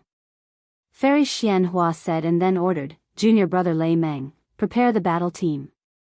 I'm afraid this arbitration of the Immortal Alliance won't end well." "All right." Receiving the order, the Swift Wind Sage began to discuss with Lei Tingzi, Zhishuanzi, and Xingyunzi to increase the number of disciples assigned. At this time, all the palace masters of the Thunder Palace had finished reading the arbitration token. The crystal-like arbitration token fell into the hands of the Swift Wind Sage.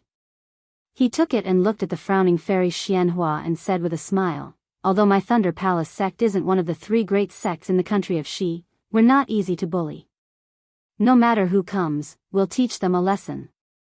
With that, Swift Wind Sage's hand flickered with lightning. Crack. The arbitration token was crushed by him and flew to the front of the Swift Wind Sage and said, "Sage, this disciple requests to lead the disciples of the Heavenly Thunder Palace to fight the enemies to the death." Good. The Swift Wind Sage nodded and said, "Since junior brother Lei Meng has such an idea, I will certainly satisfy you. Why don't you come and discuss with us?" As the Swift Wind Sage said, although the Thunder Palace sect wasn't one of the 3 great sects in the country of Xi, it had many disciples and the Thunder Emo mountain range covered a vast area. 2 days passed quickly in the time it took for the Thunder Palace sect to mobilize the troops. Out of the 10 disciples of the Thunder Palace sect, 6 of them were sent out. Among these 6 disciples, many of them directly formed battle teams outside the sect protecting Grand Array and joined with the sect protecting Grand Array in preparation to face the enemy. During these 2 days, the scouting disciples returned one after another. However, the information they could provide was limited. Apart from knowing that the Imperial Thunder sect was surrounded by unknown cultivators, Lei Meng Daoist and the rest still had no idea who these cultivators were. Moreover, due to the limited strength of the scouting disciples, the cultivators besieging the Thunder Palace sect also formed battle teams. The scouting disciples also didn't know how many cultivators were besieging the Thunder Palace sect. Everyone. Fairy Xianhua's brows furrowed even more. Looking at the 6 great lightning palace masters and the numerous nascent soul disciples, she said, "The situation is getting more and more urgent. Although I can't figure out who these cultivators are, from what I see, they are either sword cultivators in disguise or heavenly demon sect disciples besieging the mountain. I remember that a similar situation happened to the Profound Heaven sect several hundred years ago. Therefore, we need to send a rescue signal to the 3 great sects in the country of Xi. Junior brother Lei Meng, what do you think? P.S. Fellow Daoists who like this book, please subscribe to it at Qidian, vote for it, vote for it, vote for it, give it as a reward, and thanks to the Alliance Master Dongfang Yushan, Shfeng 99, Don't Smoke Buxing, 375665, HS Flow, Yi Qitian, Yi Shuaihui, Lonely Days with Prosperity, Little Jianjian, White MO 2577, reading the original version for the Cultivation God, loyal fan of the Cultivation God, Spiritual Master Shao, Smoke and Clouds 999, GUF 8547985, and so on. Chapter 5140. Sect Master. Thunder Tablet Spiritual Master nodded. Sect Master is right. I had already sent a disciple to break out of the encirclement and send a message before the Immortal Alliance's special envoy arrived. Good. Fairy Xianhua was very gratified, and she said with a smile, "If the Sword Cultivators or the Sky Fiend sect were to receive the news and launch an attack from outside the encirclement, then we'll launch a pincer attack from both inside and outside. We'll definitely be able to annihilate the Sword Cultivators and the Sky Fiend sect." Sect Master. Swift Wind Spiritual Master took advantage of the situation and said, "The Sword Cultivators or the Heavenly Demon sect's action this time was very secretive. Not only did our Imperial Thunder sect not receive the slightest bit of information, even the other sects in the country of Xi did not send out any signal. It seems that in the information aspect of our Dao cultivators, we really did not invest much. This disciple suggests that our Imperial Thunder sect should use the influence of the Rejuvenation Chamber of Commerce to strengthen our ability in this aspect." Fairy Xianhua nodded slightly and said, "You're right. With so many enemies at the foot of the mountain, we realize that this kind of thing must never happen again. The Rejuvenation Chamber of Commerce will be temporarily under your Heavenly Thunder Palace's charge. You should start preparing now. When you become the Palace Master of Heavenly Thunder Palace, this seat will let you take charge of this matter." "I don't agree." Without waiting for Swift Wind's Spiritual Master to speak, Crazy Heaven roared not far away. The Rejuvenation Chamber of Commerce was established by my good grandson. How can it be controlled by him? Swift Wind's spiritual master smiled slightly and said, Sect Master, Crazy Heaven is right. The Rejuvenation Chamber of Commerce was established by Qian Diheng. It's not appropriate for this disciple to rashly join. What's not appropriate about it?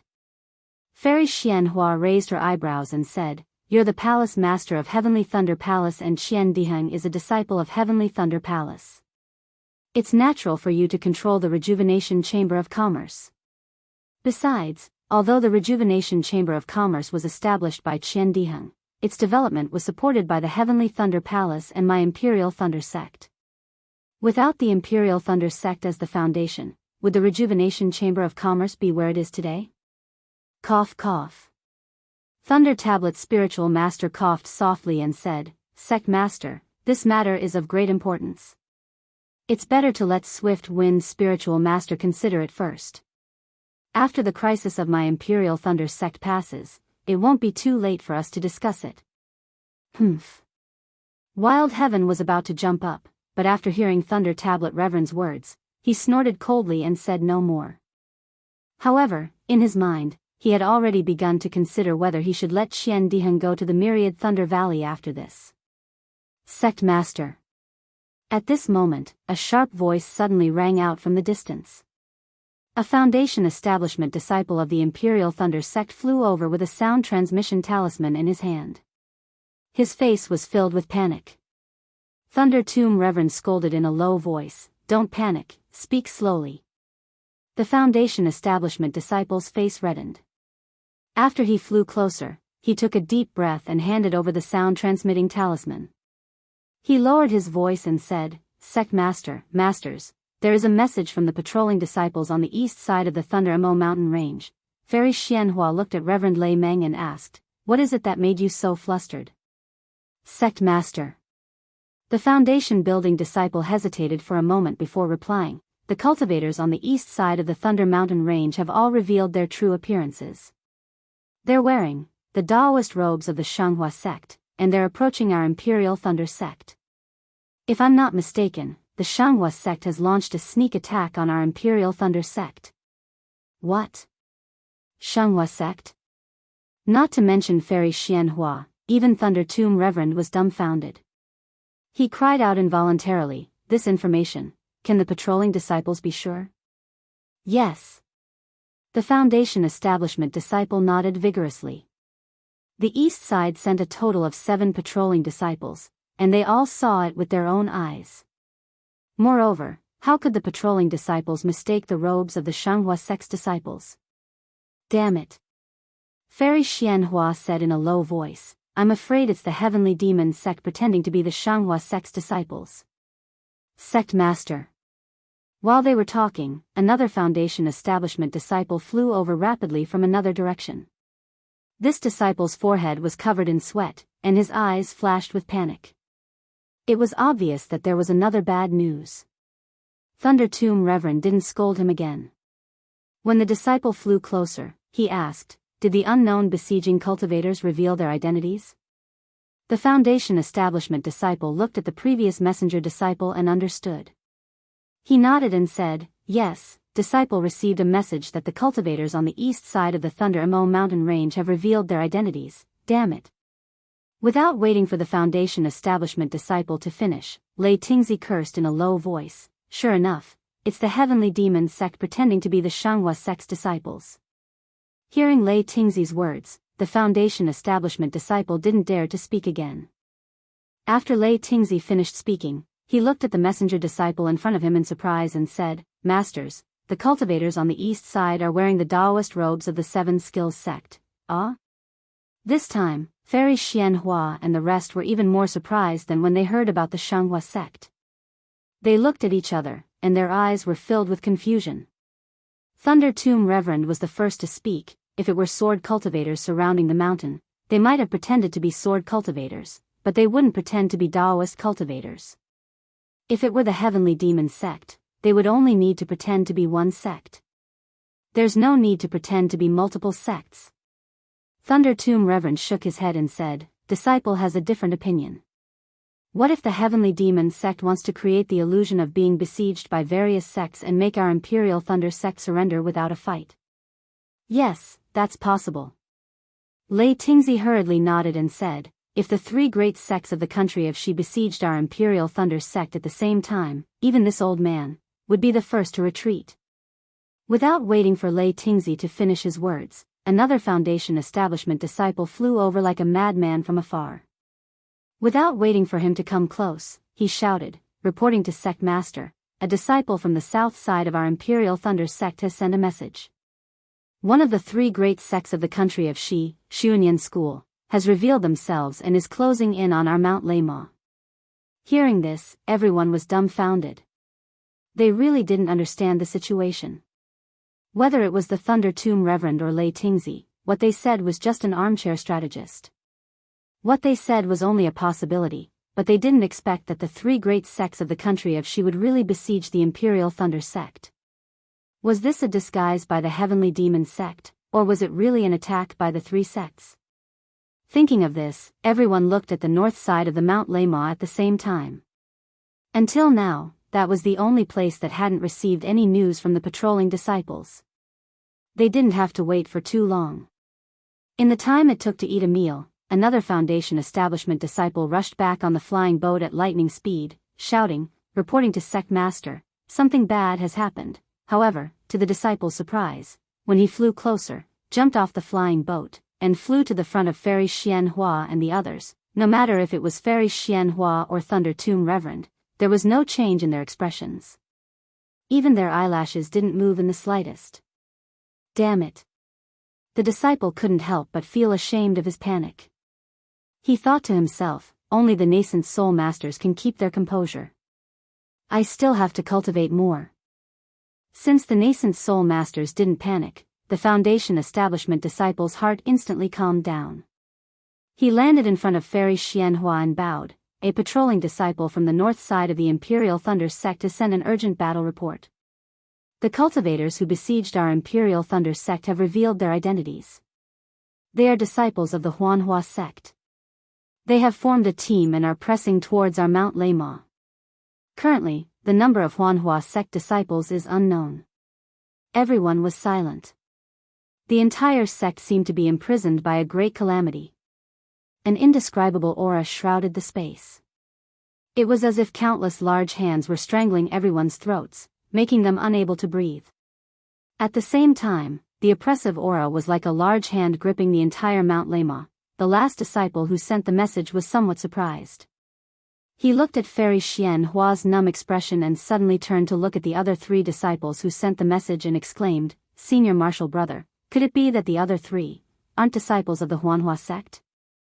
The Foundation establishment disciple who sent the message first looked at Fairy Xianhua and the others with sorrow in his eyes.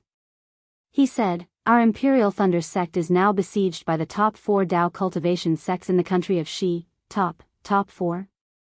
The last disciple who sent the message swayed and almost fell from the sky. When he steadied himself, he exclaimed, Splendid sect, Xianxia School, Chiqiao sect, and Huanhua sect sent their disciples to besiege our Imperial Thunder sect? How is this possible? Fairy Xianhua took a deep breath and looked at the Imperial Thunder sect disciples on her left and right. She said word by word, This is the truth. If Heavenly Demon sect didn't pretend to be besieged by the 4 sects to intimidate us, then the 4 sects would have already joined forces with us. That means the 4 sects have long since joined forces to divide up the foundation of our Imperial Thunder sect. No wonder we didn't know anything about enemy cultivators surrounding the mountain. Daoist Swift Wind's eyes turned and said, Honorable Sect Master, even if the disciples of the 4 sects really besieged our Imperial Thunder sect, I'm afraid they aren't the elites of the 4 sects. Oh. Why? Fairy Xianhua asked, puzzled. It's very simple. Daoist Swift Wind replied, if they were the elites of the 4 sects, they wouldn't have concealed themselves and wouldn't have waited for 2 days. With the strength of our Imperial Thunder sect, not to mention the 4 sects, even if one sect attacked with all their strength, our Imperial Thunder sect would be doomed. At this point, it's useless to say more. Fairy Xianhua sneered, the 4 sects have already besieged the mountain. There's no need to speculate anymore. If you want to fight, let's fight over there. Hearing Fairy Xianhua's powerful words, Daoist Thunder Meng nodded solemnly and said, Honorable Sect Master is right. I agree. Since we've already shed all pretense of cordiality, who cares if they are the Heavenly Demon Sect or the four great sects of the country of Shi? Daoist Swift Wind wanted to say something, but when he saw Fairy Xianhua's unexpected proposal, he quickly shut his mouth and looked at Lei Tingzi and the others. Lei Tingzi was also a cultivator who had experienced the war between immortals and demons. He looked into the distance and said, Imperial Thunder Sect was defeated in the War of Sword Dao several hundred years ago. Since then, the sect's strength has declined again and again. Now, it can't be compared with Huanhua Sect. They must have seen the advantage and sent out their troops. Honorable Sect Master, I request to go and meet the splendid sect. I want to let them know that although our Imperial Thunder Sect has declined, we still have the heart to fight and the spirit to win. If they dare to come to our Mount Lema, we'll definitely make them return in defeat. P.S. Fellow Daoists who like this book, please subscribe to it at Qidian, vote for it, vote for it, vote for it, collect it, reward it. Chapter 5141. Approved. Fairy Xianhua didn't hesitate at all. She took out a command arrow and threw it to Lei Tingzi. Lei Tingzi caught the command arrow and roared, Disciples of Sun Thunder Palace and Converted Thunder Palace, where are you? Here. The nascent soul disciples of Sun Thunder Palace and Converted Thunder Palace shouted in unison. Lei Tingzi was full of heroism as he shouted, Follow this old man to annihilate splendid sect. Yes. Another deafening voice rang out. The nascent soul disciples of two Thunder Palaces followed Lei Tingzi and flew away. Soon after, they led the other disciples of two Thunder Palaces into battle, preparing to leave the sect-protecting Grand Formation to meet the splendid sect disciples head-on. Seeing that Lei Tingzi was about to cut off all means of retreat, Thunder Meng Daoist led Thunder Palace and Thunder Palace to prepare as well. Zhishuanzi led Thunder Palace and Xing Yunzi led Thunder Palace to prepare as well. Not daring to be negligent, Swift Wind Daoist stepped forward and bowed, Honorable Sect Master, this disciple is willing to lead the disciples of Heavenly Thunder Palace and Earth Thunder Palace to meet the Seven Possibilities sect. This disciple guarantees that, if the Seven Possibilities sect cultivators want to approach Imperial Thunder sect, they will have to step over this disciple's corpse. Good. Fairy Xianhua was very happy. She took out a command arrow and handed it to Swift Wind Daoist, saying, This seat now orders you to take charge of Heavenly Thunder Palace. As the Palace Master of Heavenly Thunder Palace, you will meet the Seven Possibilities sect cultivators head-on. Thank you, Honorable Sect Master. Swift Wind Daoist took the command arrow and turned his head, saying, Disciples, heed my command. At this moment, a divine sense as fine as rain and as vast as a river descended from the distant sky. A slightly surprised and dignified voice rang out like a clap of thunder, Eh? What's going on? Are the four great sects besieging Imperial Thunder Sect? The appearance of this voice was extremely strange. The people of Imperial Thunder Sect were completely unprepared. Even though they were separated by the Grand Formation, they felt as if the voice was right next to their ears. Who? Fairy Xianhua frowned and looked at the sky outside the array. In just a moment, several rays of light arrived and stopped before the gate of the Imperial Thunder Sect. The person in front was around 40 years old and looked very dignified. He gave off an indescribable temperament that was like the sun. This temperament wasn't a spell, but it made people feel close to him as if he was their only friend. However, this cultivator was frowning as he looked around the Imperial Thunder Sect. His eyes were filled with wisdom as if they could pierce through the space and see the disciples of the four countries surrounding the Imperial Thunder Sect.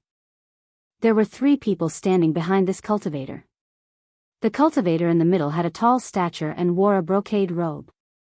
Wasn't he the handsome Du Peng? On Du Peng's left was another cultivator with a similar figure to him. This cultivator was very young, had a white face, and looked incomparably handsome. Wasn't he the previous sect master of the magnificent flower sect, Sun Yunzi? Compared to these 2 people, the cultivator on Du Peng's right was not worth mentioning. This cultivator was an old man with a gold core cultivation base. His face was full of wrinkles and his eyes were filled with respect. He intentionally stayed behind the two people and seemed to be a little afraid. Fairy Xianxia didn't recognize the three people, but when she saw Sun Yunzi, her eyes couldn't help but burn with anger. She hurriedly looked into the depths of the Thunder Mountain range. Unfortunately, not only did Master Lei Ting and the others disappear, but Wu Qing and the other two also didn't return. When the four cultivators appeared, an indescribable pressure was emitted from the person in front. It seeped into the Imperial Thunder Sex array like a fragrance. Whether it was Fairy Xianxia, Fairy Yao Feng, Thunder Meng Daoist, Lei Ting, or the others who were preparing to lead the troops, they were all affected by this aura. They all stopped in place and seemed to have realized something. They silently looked at this cultivator whose cultivation base couldn't be seen and waited for him to speak. Alas, why bother? The cultivator sighed and withdrew his gaze. He lowered his head and looked at Fairy Xianxia inside the sex array. He spoke with compassion. Are you the sect master of the Imperial Thunder sect, Fairy Xianxia? Fairy Xianxia didn't dare to be negligent. She hurriedly bowed and said, Junior is indeed Xianxia. May I know who Senior is? This old man is Luo Xingtian. The cultivator faintly replied, I'm now the deputy leader of the Immortal Alliance of the Dawn Rain Continent. As soon as Luo Xingtian said this, although Fairy Xianxia and the others were already prepared, when they saw a senior with such a cultivation level, they were shocked and hurriedly bowed. Junior and the others greet Vice Alliance leader Luo. Hee, no need to be polite. Luo Xingtian smiled and raised his hand. Everyone, please rise. Unfortunately, Fairy Xianxia didn't rise. Instead, she bowed again and said, Junior has long heard of Senior's name. Unfortunately, Junior didn't participate in the War of the Immortals and Demons. Today, seeing Senior, I thank Senior on behalf of my Imperial Thunder sect. Luo Xingtian naturally understood the meaning behind Fairy Xianhua's words, but he didn't point it out. He just went with the flow and said, that's what this old man should do as the deputy leader of the Immortal Alliance. There's no need to thank me. Senior is too polite. Fairy Xianxia and the others got up and flew closer. Then, they respectfully said, Senior has done a lot for our Dawn Rain continent. It's only right for us to thank you. Since Senior has come to our Imperial Thunder sect, Junior should have opened the gate and invited Senior to enter our Imperial Thunder sect. We should have invited Senior to Lightning Peak's Lightning Thunder Hall. However, Senior should have seen that the four great sects of the state of Shi disregarded justice and suddenly besieged our Imperial Thunder sect. Junior really didn't dare to be negligent in the slightest. Junior didn't dare to open the sect protecting formation. Luo Xingtian smiled and waved his hand. It's fine. This old man didn't specially come to the Imperial Thunder sect.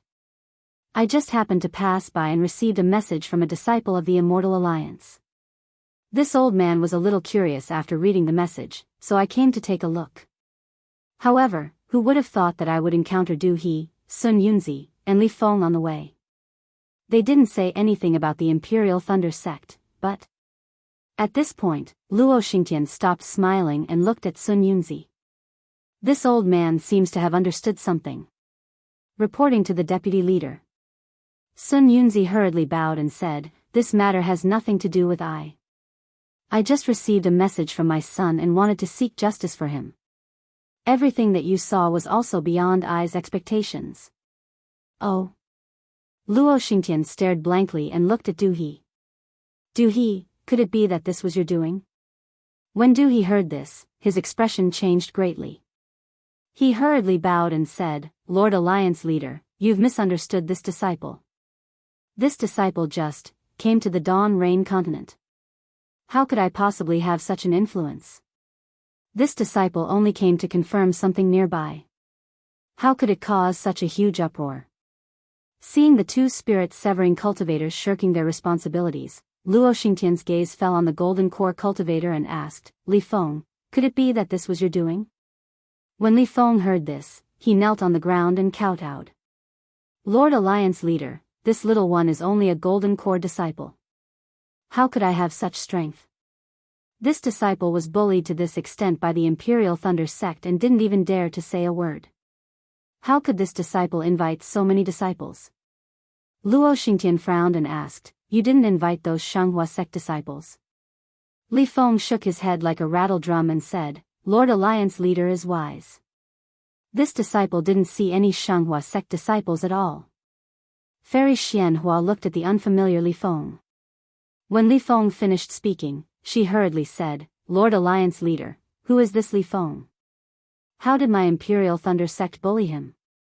Humph. Before Li Feng could speak, Sun Yunzi sneered and said, "Fairy Xianhua, don't you know what your Imperial Thunder sect has done? Normally, this old man doesn't care about the Xianghua sect and even the matters of the younger generation. However, after hearing Li Fengji's words, this old man is still filled with righteous indignation. Your Imperial Thunder sect relies on the fact that you're a famous sect and actually encroaches on the territory of a small sect. If this matter is revealed, won't others laugh their teeth off?" Fairy Xianhua suddenly realized and exclaimed, He's the sect master of the barking sect?" Sun Yunzi had a mocking expression. "It seems so. You occupied their territory and didn't even recognize their sect master. The Imperial Thunder sect is really shameless. You. Fairy Xianhua was so angry that her face turned purple. However, before Fairy Xianhua finished speaking, Sun Yunzi bowed to Luo Xingtian and said, "Vice Alliance leader Luo, when Lord asked me why I was waiting for you, Junior didn't have the nerve to explain. In fact, my son has already appealed to the Immortal Alliance's adjudication hall. It seems that the arbitration order has already been issued. Li Feng is afraid that the Imperial Thunder sect won't put the Immortal Alliance's adjudication hall in their eyes and won't execute the arbitration order, so Junior came forward to support him." Arbitration order? When Luo Xingtian heard this, a strange expression appeared on his face. He looked at Li Feng and then at Fairy Xianhua and said, "This old man doesn't know what arbitration order it is, but this old man received a message saying that 2 special envoys from the Immortal Alliance's adjudication hall came to the Imperial Thunder sect to deliver the arbitration order. There has been no news of them since then, and it's unknown whether they are dead or alive. So this old man came to take a look. Could it be that everything has come together? How is that possible?" Fairy Xianhua hurriedly said, "Lord Alliance leader, the 2 special envoys from the Immortal Alliance's adjudication hall, Xian Yang and Yi Shuaihui, left the Imperial Thunder sect 2 days ago." "Oh? Is that so?" Luo Xingtian was a little surprised and asked curiously, "Since they left 2 days ago, how could there be no news of them?" Sun Yunzi smiled and said, "Lord Alliance leader, you are really kind. Could it be that you didn't think about it? Would the Imperial Thunder sect kill them to silence them and not admit that they received the arbitration order? How is that possible?" Luo Xingtian smiled and said, "Didn't they just say it? They saw the 2 special envoys from the Immortal Alliance. Since they saw them, they naturally received the arbitration order. Lord Alliance leader, you will definitely uphold justice for this little one."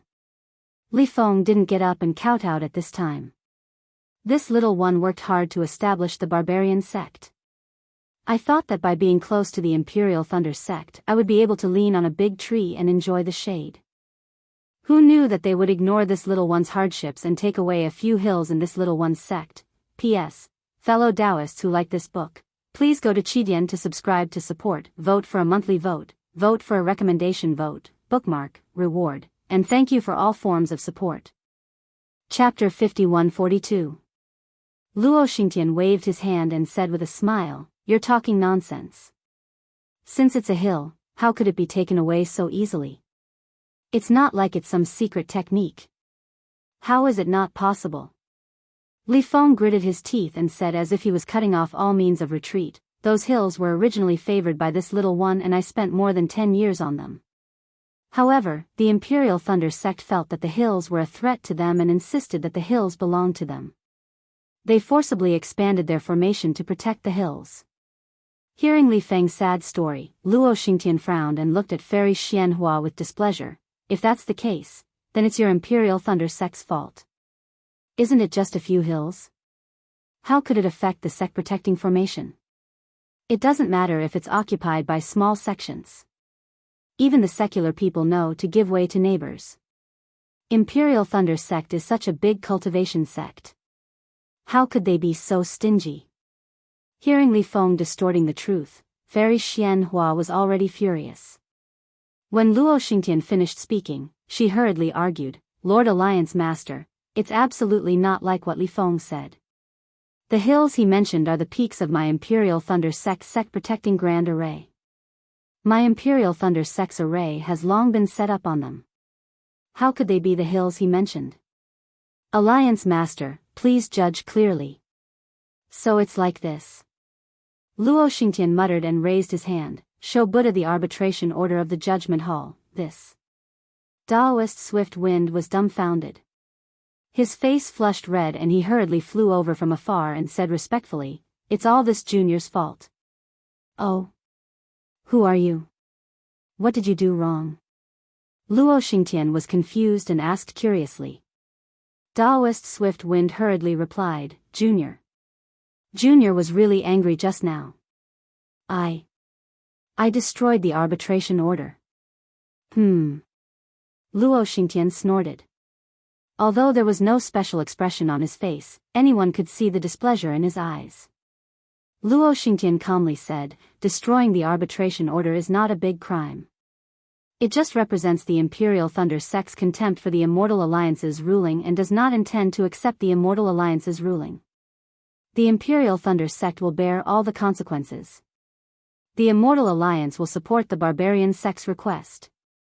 Daoist Swift Wind was helpless and apologized to Fairy Xianxia, Sect Master, this is my fault, there's no need. Fairy Xianxia sneered and waved her hand. What crime have you committed? My Imperial Thunder sect has no intention of accepting the arbitration order. It makes no difference whether it's destroyed or not. Since the head of the Imperial Thunder sect has said so, this old man will not explore this so-called hill. Luo Xingtian nodded. The specific matters will naturally be handled by the Immortal Alliance's Hall of Judgment. This old man will only ask about the two special envoys whose fate is unknown. Daoist Jiefeng hurriedly replied, as you know, Alliance Master, the two special envoys have left the Imperial Thunder sect long ago. If they haven't returned, you might as well ask the disciples of the four sects who have besieged my Imperial Thunder sect. At this point, everyone knew that the ones besieging the Imperial Thunder sect were definitely not the four sects' disciples that the Heavenly Demons sect had pretended to be. That's true. Luo Xingtian nodded. The four great sects of the country have she made such a big commotion. This old man is also puzzled. Why would they suddenly attack the Imperial Thunder sect? Luo Xingtian then said to Sun Yunzi, go and call the leaders of the four sects over. This old man will ask them what's going on. Yes, this junior obeys. Sun Yunzi replied and disappeared in a flash. It was just a matter of a meal. Four nascent soul cultivators flew over with Sun Yunzi. When Fairy Xianxia and the others saw the appearance of these people, their noses became crooked from anger. Wasn't that withered old man Qi Jianghu of the Magnificent Flower sect? Wasn't that old man Daoist Master Withered Leaf of the Seven Skills sect? As for the other two beautiful and charming women, weren't they Fairy Poyu of the Xunyan school and Fairy Bihua of the Washing Flower sect? The four of them were all nascent soul cultivators who were familiar with the Imperial Thunder sect. Who would have thought that they would suddenly reveal a vicious expression and want to carve up the Imperial Thunder sect's property? Fellow Daoists. Fairy Xianxia said sarcastically. I haven't seen you for a long time. I didn't expect that you would all come here today knowing that I miss you. Humph. Magnificent Flower sect's Qi Jianghu snorted. Fairy Xianxia, don't try to curry favor with me. This old man was really blind before.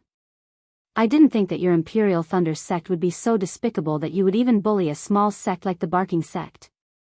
Today, for the justice of the Heavenly Tao, for the justice of our country of Shi's cultivation sects, this old man has brought his disciples here. If we can't uphold justice, we'd rather fight. Good heavens! Thunder Meng Daoist sneered. You speak in such a dignified manner. You're just coveting my Mount Lama. What nonsense is this about justice? 7 Skills Sect's Daoist master Withered Leaf laughed. He pointed at Thunder Meng Daoist and said, Lei Meng, I've always respected you, but I didn't expect that you would also bully the weak. Before Li Feng brought this matter to the Immortal Alliance's Hall of Judgment, we already knew about it. However, we're only cultivators from the country of Shi. We don't have the authority to govern the Imperial Thunder Sect, so we paid close attention to this matter. When we heard that the Immortal Alliance's Hall of Judgment had decided to arbitrate, we all clapped our hands in satisfaction. However, the Barking Sect is weak and the Immortal Alliance's Lord Alliance is kind and benevolent. We were afraid that the Imperial Thunder Sect would be thick-skinned and refuse to accept the arbiter, so your sect master let you lead the 7 Skills Sect's disciples here? Daoist Master Swift Wind asked with a cold smile. 7 Skills Sect's Daoist Master Withered Leaf smiled and replied, You're wrong. These 7 Skills Sect's disciples came of their own accord. They didn't come out of the sect master's will. Everything that happened here has nothing to do with my 7 Skills Sect. We came for the sake of justice. Fairy Xianhua's face turned ashen. She glanced at the Xunyan School's Fairy Poyu and the Huanhua Sect's Fairy Bai Hua and asked, You naturally came for the sake of justice. You didn't come under the orders of your sect master? That's right. The 2 female cultivators nodded. Your Imperial Thunder Sect's current actions have already provoked public anger. If you don't restrain yourselves, I'm afraid there really will be a war. Fairy Xianhua wanted to argue, but when she saw the 4 nascent soul cultivators and Sun Yunzi's cold expression, she sighed. How could she not know that this matter had already been discussed by the 4 sects? They had only used Li Feng's Barking Sect as a bait and then waited for them to do the evil deed of destroying the Imperial Thunder Sect.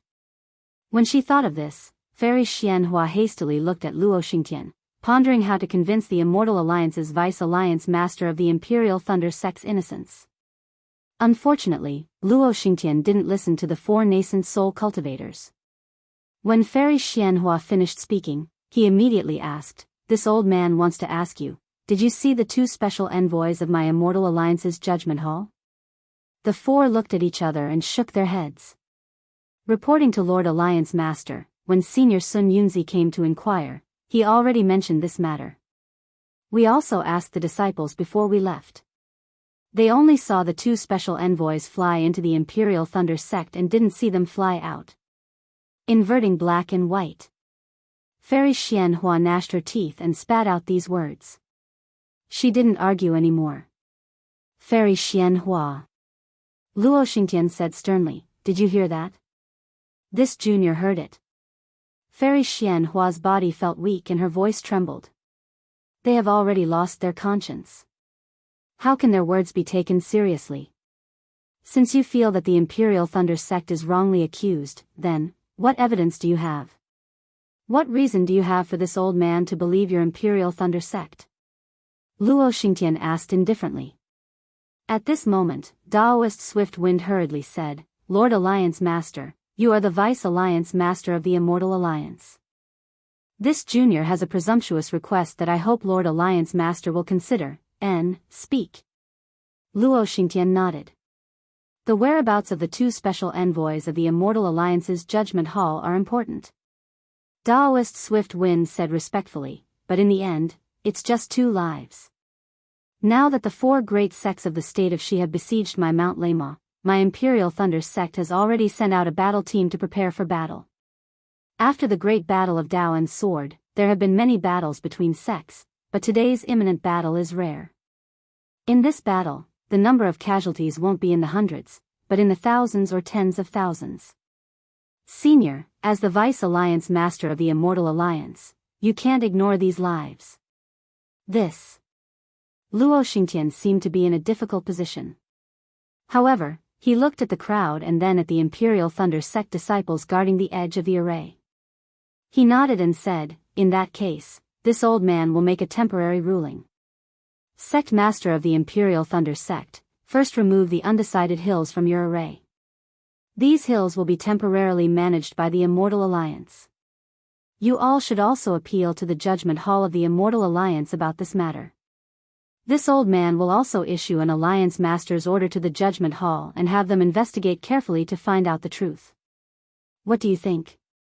Fairy Xianhua argued, the problem is that these mountains have been set up with arrays.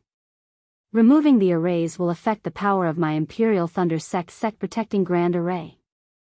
This junior feels that it's inappropriate. Luo Xingtian ignored Fairy Xianhua's argument. He turned to Sun Yunzi and the others and said, as for you all, if you believe in this old man and the judgment hall of the Immortal Alliance, you might as well return today.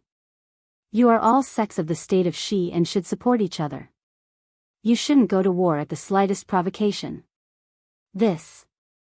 Sun Yunzi lowered his head and thought for a moment. He nodded and said, since this junior is fated to meet Lord Alliance Master and the Imperial Thunder Sect has the intention to correct their mistakes, then this junior will definitely not disappoint Lord Alliance Master. After the Imperial Thunder Sect removes the mountain-protecting Grand Array, this junior will definitely persuade the 4 great sects of the state of Shi to leave. What do you all think? Luo Xingtian was very satisfied and looked at Qi Jianghai and the others. Qi Jianghai smiled and said, we came for justice, fairness, and justice. As long as the Imperial Thunder Sect no longer bullies the Barking Sect, we naturally won't make things difficult for the Imperial Thunder Sect. I'll wait for the Imperial Thunder Sect to return those hills to the Barking Sect. Then, we'll leave immediately. P.S. Fellow Daoists who like this book, please go to Qidian to subscribe to support, vote for a monthly vote, vote for a recommendation vote, bookmark, reward, and thank all forms of support. Chapter 5143. Good. Luo Xingtian clapped his hands and said, seeing that everyone is so righteous, this old man is very gratified. The country of Shi has the 4 great sects who are fair, just and righteous in your hearts, so why worry about the country of Shi not prospering? Even if the sword cultivators are rampant, even if the heavenly demon sect is arrogant, so what? After Luo Xingtian sighed, he turned to Fairy Xianhua and said with a smile, Imperial Thunder Sect Master, have you heard? Now it's time for you to choose, whether you want peace or war, it's all up to you. Fairy Xianhua's mouth was bitter and full of grievances. She wanted to argue, but facing the Immortal Alliance and the 4 great sects of Shi that the Imperial Thunder Sect could not defeat, what could she say? All of his schemes had been exposed under the sun, but the sun was so cold that it did not warm his heart. Similarly, Fairy Xianhua hesitated again. If Luo Xingtian, the deputy leader of the Immortal Alliance, had not appeared, the Imperial Thunder Sect had no other way out and could only fight to the death with the 4 great sects of Shi, then Fairy Xianhua would not hesitate at all and would only say, war. But now, with Luo Xingtian's appearance, the Imperial Thunder Sect miraculously had a chance to survive. Anyone facing this chance would inevitably have some other thoughts. Once this thought came to mind, Fairy Xianhua's thoughts of war inevitably began to extinguish. Seeing Fairy Xianhua hesitate, Luo Xingtian was somewhat displeased and said with a frown, Fairy Xianhua, you are the leader of a sect, how can you be so indecisive? No wonder the Imperial Thunder Sect has declined so much in the past 1,000 years. Seeing this, Sage Jifeng hurriedly bowed and said, Lord Alliance Master, this matter is of great importance, my Imperial Thunder Sect needs to discuss, this old man has no time. Luo Xingtian flatly refused, quickly end this matter. This old man still wants to ask about the whereabouts of the 2 special envoys of the Immortal Alliance. Sage Jifeng also hesitated for a moment, looked at the disciples of the Heavenly Thunder Palace and said to Fairy Xianhua, Lord Alliance Master, this disciple feels that, rather than enduring humiliation, why don't we fight? Hearing this, Sage Lei Meng's eyes lit up. He looked at Sage Jifeng and said, Jifeng, I was quite dissatisfied with you before, thinking that you were too scheming. But now I am convinced by your words. Fight. This. Fairy Yaofeng hesitated for a moment before saying, I think that there is no need for this battle. It's just a few of the southernmost peaks of my Lei Mo mountain range. Although it's within my sect protecting formation, it's also dispensable. Even if I give it to them, what can they do with it? Hearing Fairy Yaofeng's words, Zhishuanzi also flew back. He said, I also agree with Fairy Yaofeng's opinion. However, a few mountains are useless. Since Barbarian Sect needs it, we'll just give it to them. This will also show the magnanimity of our Imperial Thunder sect. After that, Lei Tingzi and the others also expressed their opinions. Although most of them were willing to fight, after all, there was someone in charge. All of a sudden, the high morale of the Imperial Thunder sect's disciples was suppressed. Fight! At this moment, lightning flashed in the depths of the Raymore Mountains in the distance, and a few indignant voices sounded in unison. You are being bullied right in front of your eyes, and you still want to compromise? Today, they can force us to give up a few mountains. Tomorrow, they can cut off our Raymore Mountains. Every month, we give in, and every year, we compromise. How can our Imperial Thunder sect stand? Everyone was overjoyed and hurriedly looked over. Unfortunately, when they saw that it was only Wuxia Xianxia and Cui Yingying who flew back, they couldn't help but feel extremely disappointed. Fairy Xianhua hurriedly transmitted her voice. Wuxia, where are the 3 elders? The 3 elders don't have much lifespan left. They said that we can't place our hopes on them. Everything depends on the sect master. Wuxia replied indifferently, as for why they didn't come out, the sect master will know in a while. Is this the 3 elders' suggestion? Fairy Xianhua didn't give up and continued to ask. Xiangjili looked at Fairy Xianhua, raised his hand, and patted his chest. He said word by word, this is what I, an ordinary Imperial Thunder sect disciple, said. Similarly, this is what I shouted from the bottom of my heart. When has our Imperial Thunder sect been bullied in front of our door? As disciples of the Imperial Thunder sect, we can duel, quarrel, and curse, but we can't tolerate being bullied by others. Death isn't scary. We'd rather die in battle on the Thunder Mountain Range and let our blood water the land that gave birth to us. What's scary is living an ignoble life, living under the oppression of others. Fight. Wuxia didn't say anything else and only said one word. Fight. Fight. Fight. There was no lack of hot-blooded disciples in the Imperial Thunder sect. Nearby nascent soul cultivators, golden core cultivators, and even chi refining disciples all raised their hands and shouted. Fairy Xianhua's face turned bright red. She looked around and said, this seat has only been in charge of the Imperial Thunder sect for 100 years. During this time, there have been many mistakes. Others have said that this seat is indecisive, that this seat is ambitious and unrealistic. This seat also doesn't want to explain. This seat's heart is the heart of the Imperial Thunder sect. I am a member of the Imperial Thunder sect, and even if I die, I will also be a ghost of the Imperial Thunder sect. Since you want to fight, then let's fight. Disciples. Unfortunately, before Fairy Xianhua could finish speaking, Luo Xingtian coldly said, Xianhua, have you decided? Do you want to fight? Fairy Xianhua's eyes flashed with unswerving determination as she replied word by word, that's right. My Imperial Thunder sect will stand and die. We will absolutely not bend our backs, and steal to live. Disciples. This time, Fairy Xianhua had learned her lesson. As soon as she finished speaking, she immediately raised a token and shouted, listen to my command. Set up defenses outside the formation and prepare to kill the enemy. Yes. Reverend Lei Meng and the others held their command arrows and responded in unison, directing their disciples to pass through the formation in an orderly manner. After Fairy Xianhua gave the command, she was also nervous. With Luo Xingtian, a great expert of unknown realm, beside her, she was really afraid that Luo Xingtian would disregard his status and attack. Fortunately, Luo Xingtian only watched and didn't show any signs of attacking. Even Sun Yunzi, Qi Jianghai, and the others didn't move a single finger. Fairy Xianhua could understand why Luo Xingtian and Sun Yunzi didn't move. However, Fairy Xianhua didn't understand why Qi Jianghai, Reverend Kuyi, and the others didn't move. Seeing that the Imperial Thunder sect's disciples had already formed a team outside the formation, Fairy Xianhua's heart suddenly quivered as if she had thought of something. She shouted, disciples. Unfortunately, Fairy Xianhua's consciousness was still gone. Just as she finished speaking, a voice shouted, Sect Master, disciple has something to ask. Fairy Xianxia raised her head and saw an old man flying out from the team. This old man had grizzled hair, a short and stout figure, and two triangular eyes faintly flashing with a trace of light. Wasn't this Jianghu of Thousand Thunder Mountain? Jianghu was now at the late gold core stage. Although his eyes were still flashing with light, there was a lot of turbidity behind that light, as if his heart was blinded by greed. Jianghu. Fairy Xianxia thought for a moment and asked, "The war is about to begin.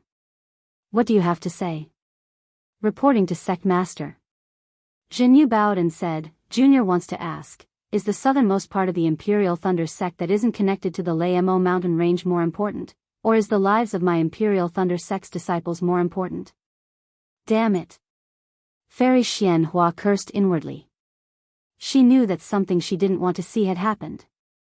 Her gaze was like lightning as she glanced at Sun Yunzi. Sure enough, Sun Yunzi had a sneer on his face, as if he was taking pleasure in her misfortune. Is there still a need for Sect Master to answer this? Daoist Swift Wind berated, "Who came first, you or the Imperial Thunder Sect? Without the Imperial Thunder Sect, would there still be you? Senior, are you the Palace Master of the Heavenly Thunder Palace or the Sect Master of the Imperial Thunder Sect?" Jianghu glanced at Daoist Swift Wind and asked indifferently, "Who do your words represent?" "You." Daoist Swift Wind was somewhat at a loss for words. After all, he wasn't in a proper position right now. Fairy Xianxia said calmly, "Daoist Swift Wind's words represent this seat and the Imperial Thunder Sect. Even if this seat were to answer, it would still be the same." "Sect Master." Jianghu said coldly, "Everything has been said by you to Daoist Swift Wind. The sky is about to be filled with heavenly flowers. It's a pity that not everyone will be deceived by your words and bewitched by Swift Wind Immortal's words. For your power and your future, you can turn black into white and white into black. You can also make us fight against the powerful and invincible four great sects for your desires. But have you ever thought that our lives are our own? You have no right to decide for us. Have you ever thought that if those mountain peaks are gone, you can occupy them again in the future? But if we lose our lives, we'll really be gone. Without us, what's the point of occupying those mountain peaks? Without us, will the Imperial Thunder Sect still be the Imperial Thunder Sect? For a few meaningless mountain peaks, you're prepared to easily throw away our lives. Do you have the Imperial Thunder Sect in your heart? Are you really the Sect Master of my Imperial Thunder Sect?" Fairy Xianxia was originally a proud and arrogant person. In the past few days, she had been repeatedly humiliated. Every time, she would forcefully suppress her anger. Until now, she had even gambled her position as Sect Master for Imperial Thunder Sect. However, in the mouth of Jianghu and the others, she was actually so unbearable. Of course, Fairy Xianxia knew that this was Sun Yunzi's trick, but she still couldn't help but spit out a mouthful of blood. "Sect Master." Daoist Swift Wind hurriedly called out, "This guy's mouth is full of shit, Sect Master, we're also not convinced." Before Daoist Swift Wind finished speaking, a nascent soul cultivator flew out from the battle team and shouted, "We also don't want to lose our lives for a few bare mountain peaks." Damn it. Daoist Thunder Meng was furious. He could see that this nascent soul cultivator was Jin Shaoyang, the Palace Master of the 100 Refinements Hall of the Thunder's Palace. P.S. Fellow Daoists who like this book, please subscribe to it at Qidian, vote for it, give it as a reward, and... Chapter 5144. Although Jianghu was a disciple of the Thousand Lightning Mountain, he was still a gold core cultivator. His lifespan was nearing its end, so it was normal for him to be afraid of battle. However, Jin Shaoyang had just entered the nascent soul realm, so how could she be afraid of battle? Moreover, both of them were disciples of the Thunder Palace, so how could Thunder Meng Daoist keep his face? He couldn't help but roar, "Damn it, are you all rebelling? That's right, if the Sect Master doesn't withdraw his order, we might as well rebel against the Thunder-controlling sect." Jin Shaoyang didn't need to answer, as many Gold Core, Foundation Establishment, and even nascent soul disciples flew out from the formation and shouted. Fairy Xianxia spat out a mouthful of blood, but her chest felt slightly better. Her eyes flashed with a resolute expression that said she would rather die in glory than live in dishonor. She loudly shouted, "Very well. Since this is the case, disciples, I will give you the time it takes for an incense stick to burn. If anyone is willing to leave the Imperial Thunder School, leave now." "That's right." Sun Yunzi roared with laughter when he heard this, and then he raised his voice and said, "My son's barbarian sect is recruiting disciples, so all of you are definitely on the same level as the Hall Master. Moreover, with the Alliance Master of the Immortal Alliance here, even the Lightning Control sect wouldn't dare make things difficult for all of you. This old man is willing." Jianghu flew out following Sun Yunzi's voice. Behind him, most of the disciples of the 1,000 Lightning Mountain flew out, followed by the disciples of the 100 Refining Palace. Even the disciples of the Thunder Palace's Swallow Thunder Ridge all flew behind Li Feng. Looking at Thunder Meng Daoist, his face was also flushed red. If not for Fairy Xianhua's example, he would also spit out blood. In just half an incense stick's time, 30% of the disciples had left. Not to mention that the offensive formation couldn't be assembled, even the defensive formation had many flaws. Fortunately, perhaps because Luo Xingtian was here, or because they had absolute confidence, Qi Jianghai and the others only stood in the air and watched carefully. They didn't take action, nor did they command the disciples of the 4 sects to attack. Seeing that the defensive formation couldn't be formed, Fairy Xianhua's heart was filled with sorrow. She said, "Disciples, enter the sect's defensive formation." All of the disciples had already experienced Fairy Xianhua's sorrow. Their eyes were filled with tears as they watched their fellow comrades leave. They really didn't understand just what had happened to all those lofty words and lofty aspirations that they had spoken just now. However, they knew that the Imperial Lightning sect was in their hearts. With this foundation, they were no longer fence-sitters. They were people with a foundation. Perhaps their heads could be cut off and their blood could flow, but their roots were still in the thunder-controlling sect's Mount Leima. Fairy Xianhua's order had just landed when in the distant horizon, faint rumbling sounds of thunder could be heard. Lightning escape technique? Fairy Xianhua was overjoyed and quickly looked over with a smile on her face. She saw that in the distance, lightning was like a dragonfly skimming the surface of a pond. It rippled and an old cultivator with a simple appearance appeared. "Thunderclap Master." Fairy Xianhua groaned in a low voice. She was just about to speak when her heart shook, and she didn't move at all. She ordered, "Disciples, speed up." Yes. The disciples of the Imperial Thunder sect who held fast to their beliefs didn't dare to be slow. They sped up and entered the Imperial Thunder sect's protective formation. Sun Yunzi was the same as before. His expression was the same as before. It was as if Thunderclap Master hadn't appeared. Rumble. Before Guru Lei Ting could land, thunder rumbled in the sky to the west. Another thin old man arrived on thunder. His face was covered in wrinkles, and they looked like weeds growing on a mountain. "Master Genuan?" Fairy Xianhua covered her mouth in surprise. She was ecstatic. Soul formation cultivators had appeared one after another in this death zone. The 2 soul formation cultivators of the Imperial Thunder sect had powerful lightning escape techniques. In the blink of an eye, they arrived before everyone. Aside from the nascent soul cultivators who were standing respectfully, the other disciples entered the formation in an orderly manner. Junior Xianhua greets Thunderclap Master and Master Genuan. Fairy Xianhua didn't hesitate and knelt in the air. She humbly said, "Disciple is incompetent and has brought the Imperial Thunder sect into a desperate situation. Seniors, please punish me." Who would have thought that both Thunderclap Master and Master Genuan would ignore her and instead look at the starfall sky? However, they didn't say anything as if they were waiting for something. Starfall Sky had a smile on his face as if he was facing 2 ants. He also didn't say anything as if he was waiting for something. After the meal, the disciples of the Imperial Thunder sect all hid in the array. In the distance, there was a rumbling sound. Another thin figure appeared. It was a soul formation cultivator with anger on his face. Lightning flashed around him as he landed in front of everyone like a bolt of lightning. The cultivator didn't get close. He immediately shouted, Starfall Sky, what are you doing? Starfall Sky looked at the cultivator and sneered, Thunderclap Master, is this how you talk to the Vice Alliance leader of the Celestial Alliance? Humph.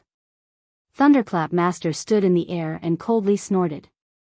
If you were the Vice Alliance leader of the Celestial Alliance, would naturally be respectful to you and wouldn't need you to say anything. However, if you're using your power for personal gain, don't expect me to be respectful to you. After saying that, Thunderclap Master and Master Zhen Yuan said, Senior Martial Brothers, I've already asked the Alliance leader of the Celestial Alliance, Daoist Master Xianqing. He clearly said that the Celestial Alliance only acts as a mediator during the Great War of Immortals and Demons. Other than the Great War of Immortals and Demons, the Celestial Alliance is just an empty shell. What Judgment Hall? It doesn't exist. The Celestial Alliance doesn't recognize it at all. Ha! Thunderclap Master laughed and said, in other words, Vice Alliance Leader Luo, your Bullsh*T judgment order is Bullsh*T? Master Zhen Yuan shouted, since it's an invalid judgment order, since it's Bullsh*T, why should the Imperial Thunder Sect accept it? Really? Fairy Xianxia felt as if she had been granted amnesty and couldn't help but say with tears in her eyes, this arbitration order is. What is this judgment order? Luo Xingtian sneered. Do you think this judgment order is Bullsh*T? After saying that, Luo Xingtian pointed at the traitorous Imperial Thunder Sect disciple and said with a smile, this judgment order is the spiritual treasure that split your Imperial Thunder Sect disciple into two. Luo Xingtian then pointed at the country of Shi's four sects that surrounded the Imperial Thunder Sect and said, this judgment order is the spiritual treasure that will destroy your Imperial Thunder Sect. In the end, Luo Xingtian pointed at Thunderclap Master, Master Zhen Yuan, and Thunderclap Master and said with a smile, this judgment order is the order that will take your lives.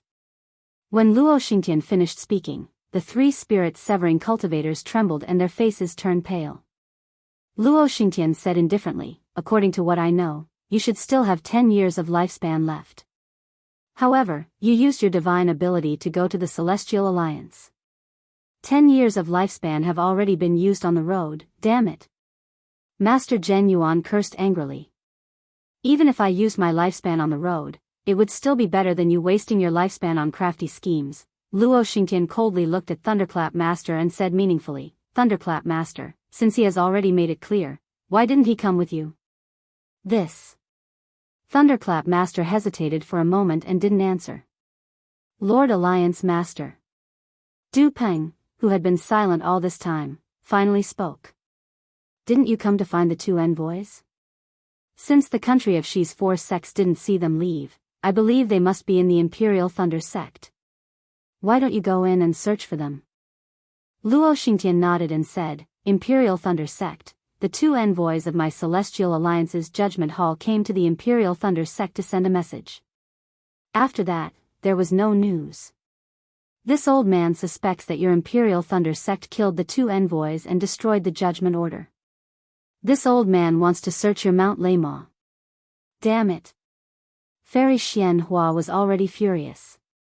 She shouted, Mount Leymah is the foundation of my Imperial Thunder Sect. Without my permission, who dares to enter? Without my permission, who dares to explore? Ha ha ha. Du Peng laughed and said, this is really funny. Your Imperial Thunder Sect stole this old man's spiritual treasure and still dares to boast about being righteous? Don't slander us. Who stole your spiritual treasure? Fairy Xianxia was furious and shouted, my Imperial Thunder Sect is upright and upright. How could we do such a sinister thing? Senior. Du Peng ignored Fairy Xianxia and bowed to Luo Xingtian. Please make a decision on this matter. Luo Xingtian curiously asked, huh? What's going on? Du Peng glanced at Fairy Xianxia and took out an emerald green toad from his bosom. He handed it to Luo Xingtian and said, Senior, although this junior has just arrived at the Dawn Rain continent, this junior sensed the aura of this junior's spiritual treasure. This is a part of this junior's spiritual treasure. Please make a decision. Luo Xingtian took the emerald green toad and looked at it. He seemed to be puzzled and said, what's going on? This is the activation secret technique of this junior's spiritual treasure. Du Peng hurriedly took out a jade slip and handed it to Luo Xingtian. Senior will know once you take a look. Strange. Luo Xingtian took the jade slip and said. He probed it with his divine sense and looked at it for a moment. Then, he pointed at the toad and countless emerald lights appeared on it. Seeing the emerald lights enter the sky, Master Lei Ting frowned and said, Luo Xingtian, what are you doing? Luo Xingtian coldly looked at the three spirit-severing cultivators and said, if you were content with staying in the depths of the Thunder Emo mountain range, you might have 10 years of lifespan. But now, can you still stand in front of this old man for 2 hours? Master Lei Ting and the others trembled as if they understood something. They raised their hands and pointed at Luo Xingtian. You. What's wrong with me? Luo Xingtian roared. Shwa. The emerald-green brilliance on the toad rushed into the sky like the Milky Way and then rushed towards the Imperial Thunder Sect protection array like a flood. P.S. Fellow Daoists who like this book, please go to Qidian to subscribe to support, vote for a month, vote for a recommendation, collect, reward, and thank you for all forms of support. Chapter 5145. Ka. As the green light spread out, countless tiny lightning bolts were produced on the sect-protecting grand array. In less than the time it took to brew a cup of tea, the entire sect-protecting grand array began to tremble.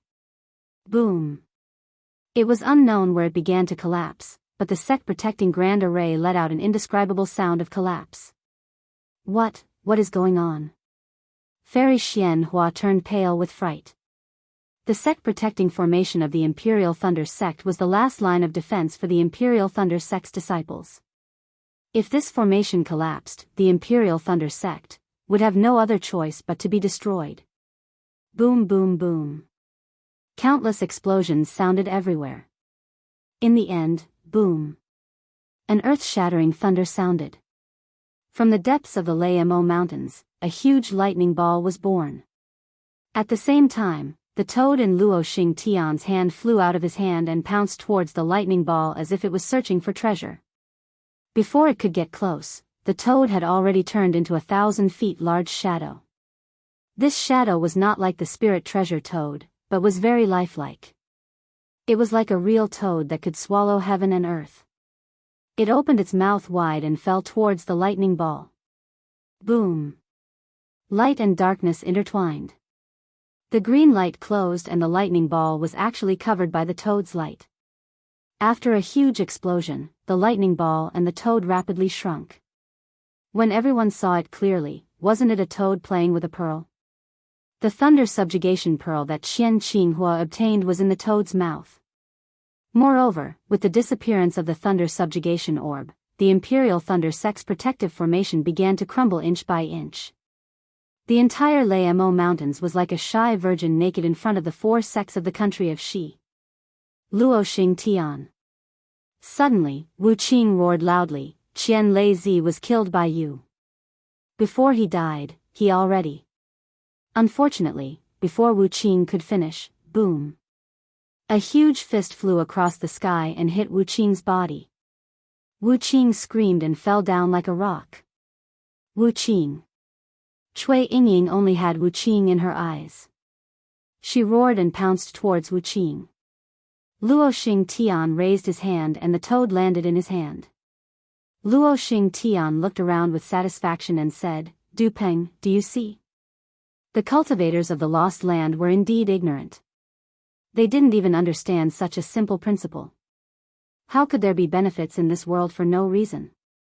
All I did was throw out a thunder subjugation bead, and today, I've gained a thunder control sect. Yes, disciple understands.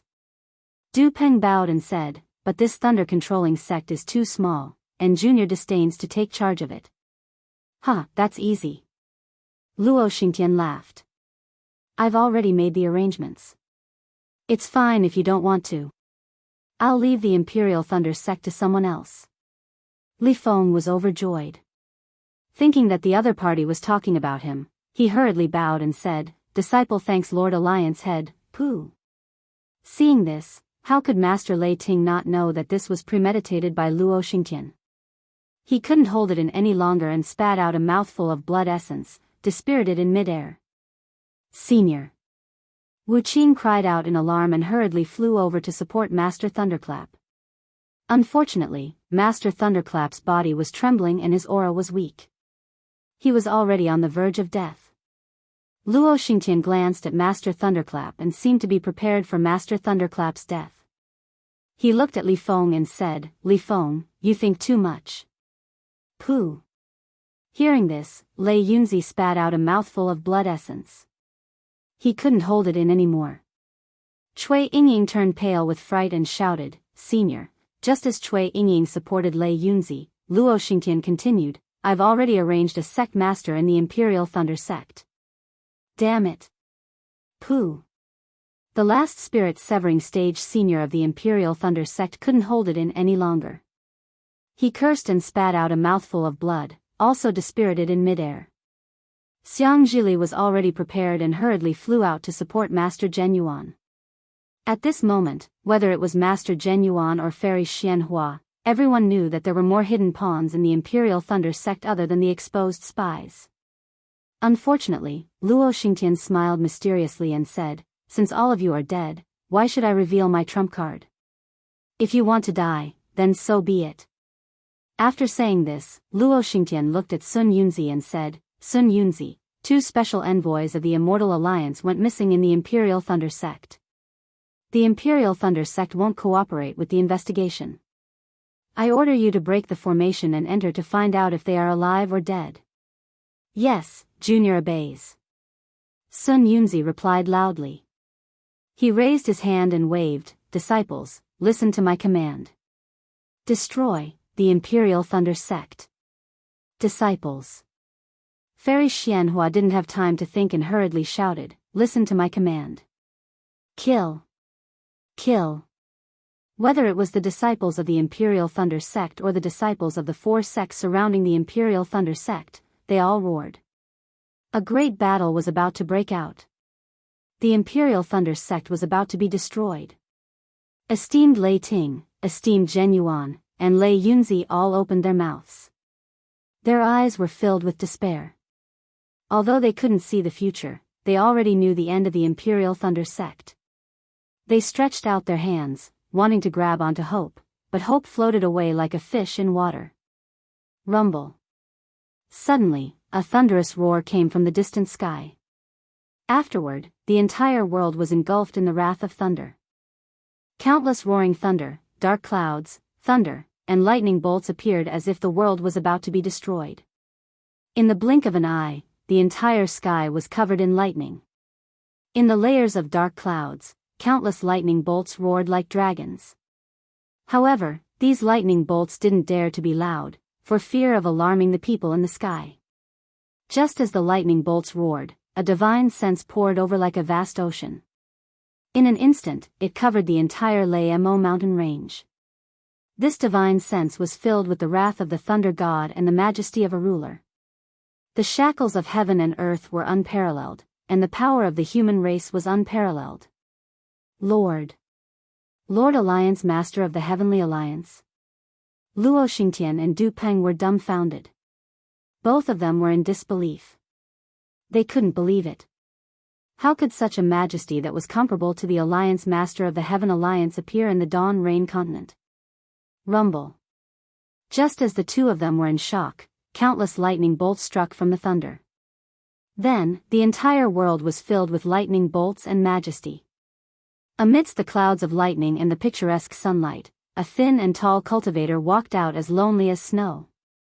The sky was his seat, the earth was his footstool, the thunder was his breath, and the lightning was his gaze. The world seemed to be in his hands, and everyone's attention seemed to be gathered on him. This was the return of the king. "Foster, foster father." Xiang Zhili was the first to shout.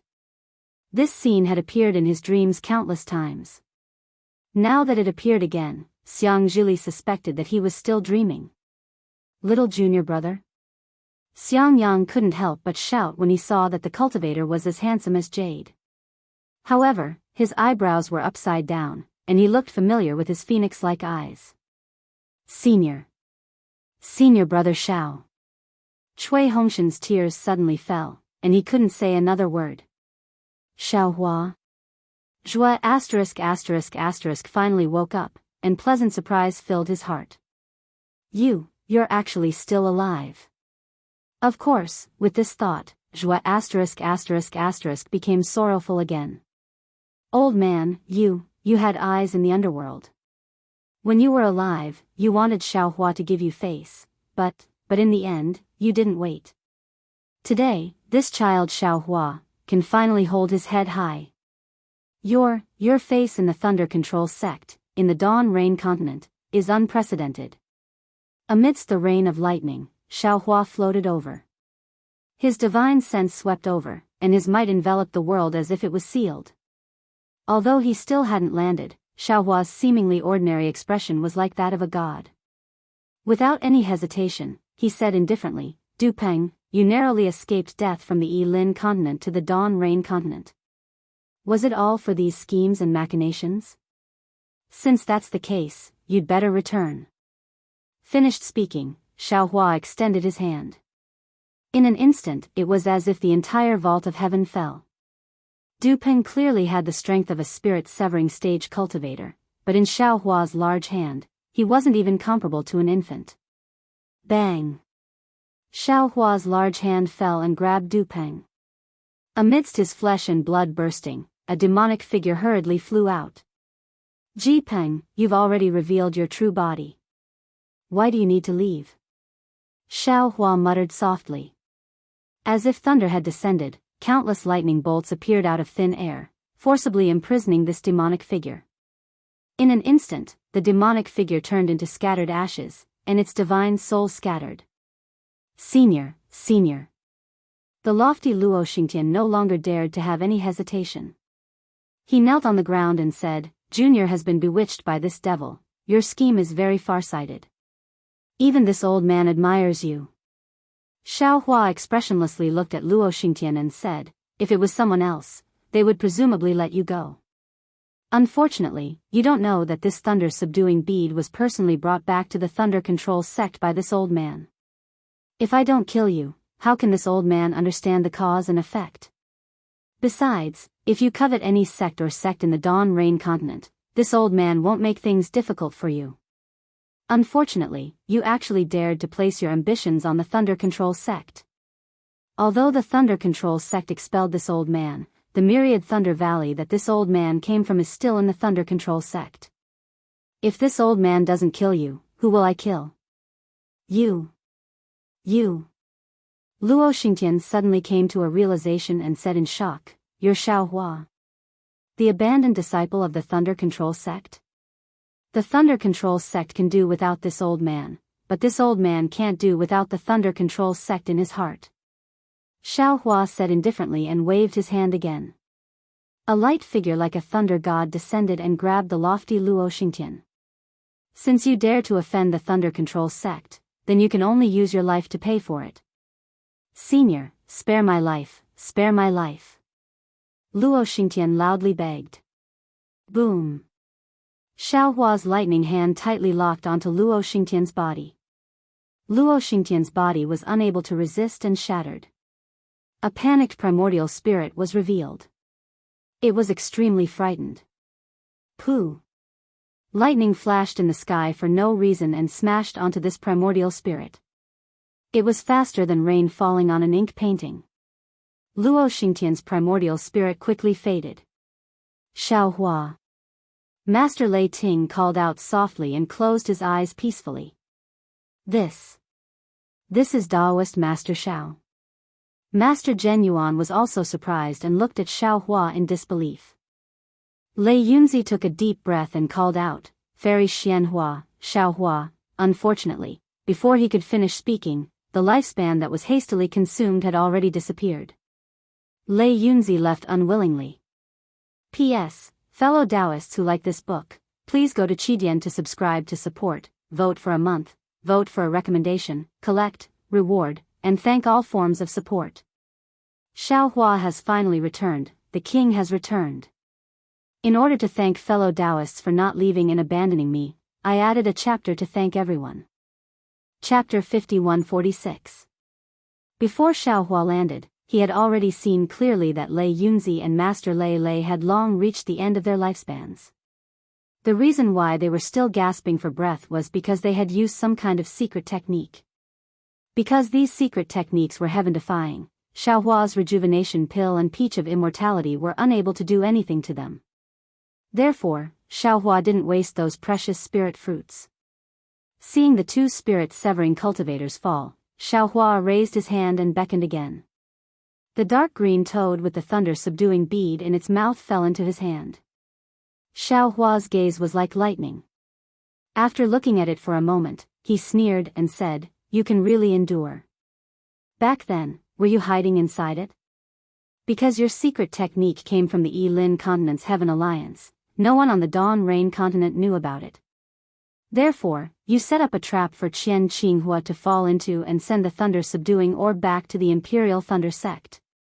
Even Master Qian Lei couldn't find your primordial spirit hidden inside the thunder subjugation bead. I'm afraid that Master Qian Lei hasn't relaxed his vigilance in the past 1,000 years. You never had a chance." Following Xiaohua's voice, the thunder subjugation pearl emitted layers of light, and Luo Xingtian's figure gradually appeared in the lightning. However, at this time, Luo Xingtian's face was filled with panic, as if he was trying his best to escape. "Since you've already chosen the place where you'll fall, this old man will fulfill your wish." Xiaohua smiled faintly, and a ball of lightning appeared in his hand. Rumble. Countless bolts of lightning entered the thunder-subduing pearl, and a faint wailing sound came from the lightning. Luo Xingtian used the thunder subjugation bead to scheme against the Imperial Thunder Sect and kill Master Qian Lei. However, his last trace of primordial spirit was also destroyed by the thunder subjugation bead. After annihilating Luo Xingtian's primordial spirit, Xiaohua didn't stop. With a grab of his large hand, Kacha, the dark green toad was crushed into powder by him. Soon after, Xiaohua used his finger to point at the thunder annihilation pearl. Whoosh! The thunder annihilation pearl rushed into the sky and disappeared into the vast expanse of lightning. However, a fist-sized vortex was born within the thunder annihilation pearl, and countless bolts of lightning fell into it like a myriad of streams returning to their origin. Senior. Seeing that Xiaohua easily killed Luo Xingtian and Du Peng, who were at the Void Refinement Realm, Sun Yunzi hurriedly fell to the ground in midair and shouted, "Junior has been wronged, Junior is innocent." Sun Yunzi fell to the ground. Qi Jianghai and the others didn't dare to hesitate and fell to the ground as well. Kill. At this moment, in the distant sky, endless battle cries rang out. The four sects of the state of Shi that had originally surrounded the Imperial Thunder Sect suddenly discovered that behind them, there were disciples several times stronger than them that had surrounded them like iron buckets. At this moment, they were wielding magic treasures and fiercely charging towards them. "Fortune Gate disciples, listen to my command." Xiaohua stood high in the air like a fiend, issuing his order. Kill. Those who dare to offend the Imperial Thunder Sect will be killed without mercy. Obey the sect master's order, kill. Countless Fortune Gate disciples roared, their voices echoing in the sky. The disciples who had betrayed the Imperial Thunder Sect felt like dying. Unfortunately, there was no time for them to indulge in such thoughts. The Fortune Gate's disciples had already formed an iron-blooded battle team and pounced on them. Xiaohua lowered his head to look at Venerable Zhen Yuan and asked, "Are you a disciple of the Imperial Thunder Sect?" Junior is indeed a disciple of the Imperial Thunder Sect. Venerable Zhen Yuan didn't dare to delay and tried to struggle out of Xiang Zhili's embrace. Unfortunately, his lifespan was already exhausted and he couldn't get up no matter how hard he tried. "You're quite lucky," Xiaohua said indifferently. With a wave of his hand, a peach of immortality appeared in front of him and he said, "Eat this." Venerable Zhen Yuan received the peach of immortality and hurriedly ate it without any hesitation. He felt a warm current rush into his limbs and bones, and a wave of warmth spread throughout his body. Venerable Zhen Yuan was overjoyed and stood up from Xiang Zhili's embrace. He bowed and said, "Junior thanks Senior for his generous gift." "There's no need to thank me." Xiaohua waved his hand indifferently. "It's just a little bit of lifespan. Use it carefully. Yes, Junior understands. Venerable Zhen Yuan was shocked. He didn't dare to believe it, but he also believed that Xiao Hua wouldn't lie to him. He hurriedly bowed and said.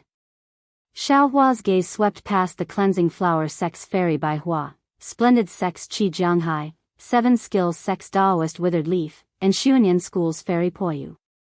He waved his hand and the 4 of them saw a flash of light in front of their eyes. Their bodies actually landed on the battlefield several hundred li away. At the same time, Xiao Hua's voice sounded in their ears. Although you've been bewitched, you still have ambitions in your hearts. This old man won't punish you. As long as you can break out of this encirclement, you can go. If you can't break out, then die here. Damn it. The 4 nascent soul cultivators felt a chill in their hearts when they saw the ferocious Fortune Gate's disciples. They cursed under their breath and hurriedly circulated their magic power to fight with the nascent soul cultivators. As for you. Xiao Hua looked at Sun Yunzi and said, there's no need for me to say anything, right? You also know why I must kill you. If you want to enter the cycle of reincarnation, you can kill yourself now. If this old man kills you, with this old man's hatred for you, your soul will definitely be destroyed. Sun Yunzi looked at the godlike Xiao Hua and sighed, this junior understands. Since this junior did that thing back then, there's no need for me to regret it now. I hope that senior can treat my splendid sex disciples well. Most of them don't know what happened here. Since you're already dead, why worry about other things? Xiao Hua said coldly. Pa. Sun Yunzi was indeed a formidable person. He didn't refute at all and hit his own head. Blood splattered everywhere. A spirit-severing cultivator was killed by Xiao Hua just like that. The entire place was silent, there was no more sound. Everyone was quietly looking at Xiao Hua, as if they were in a dream. After Xiao Hua appeared, the calamity of sect annihilation disappeared in less than half a cup of tea's time. Whether it was void refinement cultivators or spirit-severing cultivators, they all turned into ashes. Master's wife. Xiao Hua, whose aura filled heaven and earth, suddenly shouted and withdrew his aura. Like a child, he turned into lightning and landed among the thousands of Imperial Thunder Sect's disciples. He actually knelt in front of an ordinary golden core female cultivator and cried, "This disciple is unfilial and frightened master's wife. This disciple is unfilial and frightened master's wife. This disciple is unfilial and frightened master's wife." A few words of deep apology sounded like thunder in the hearts of all the Imperial Thunder Sect's disciples.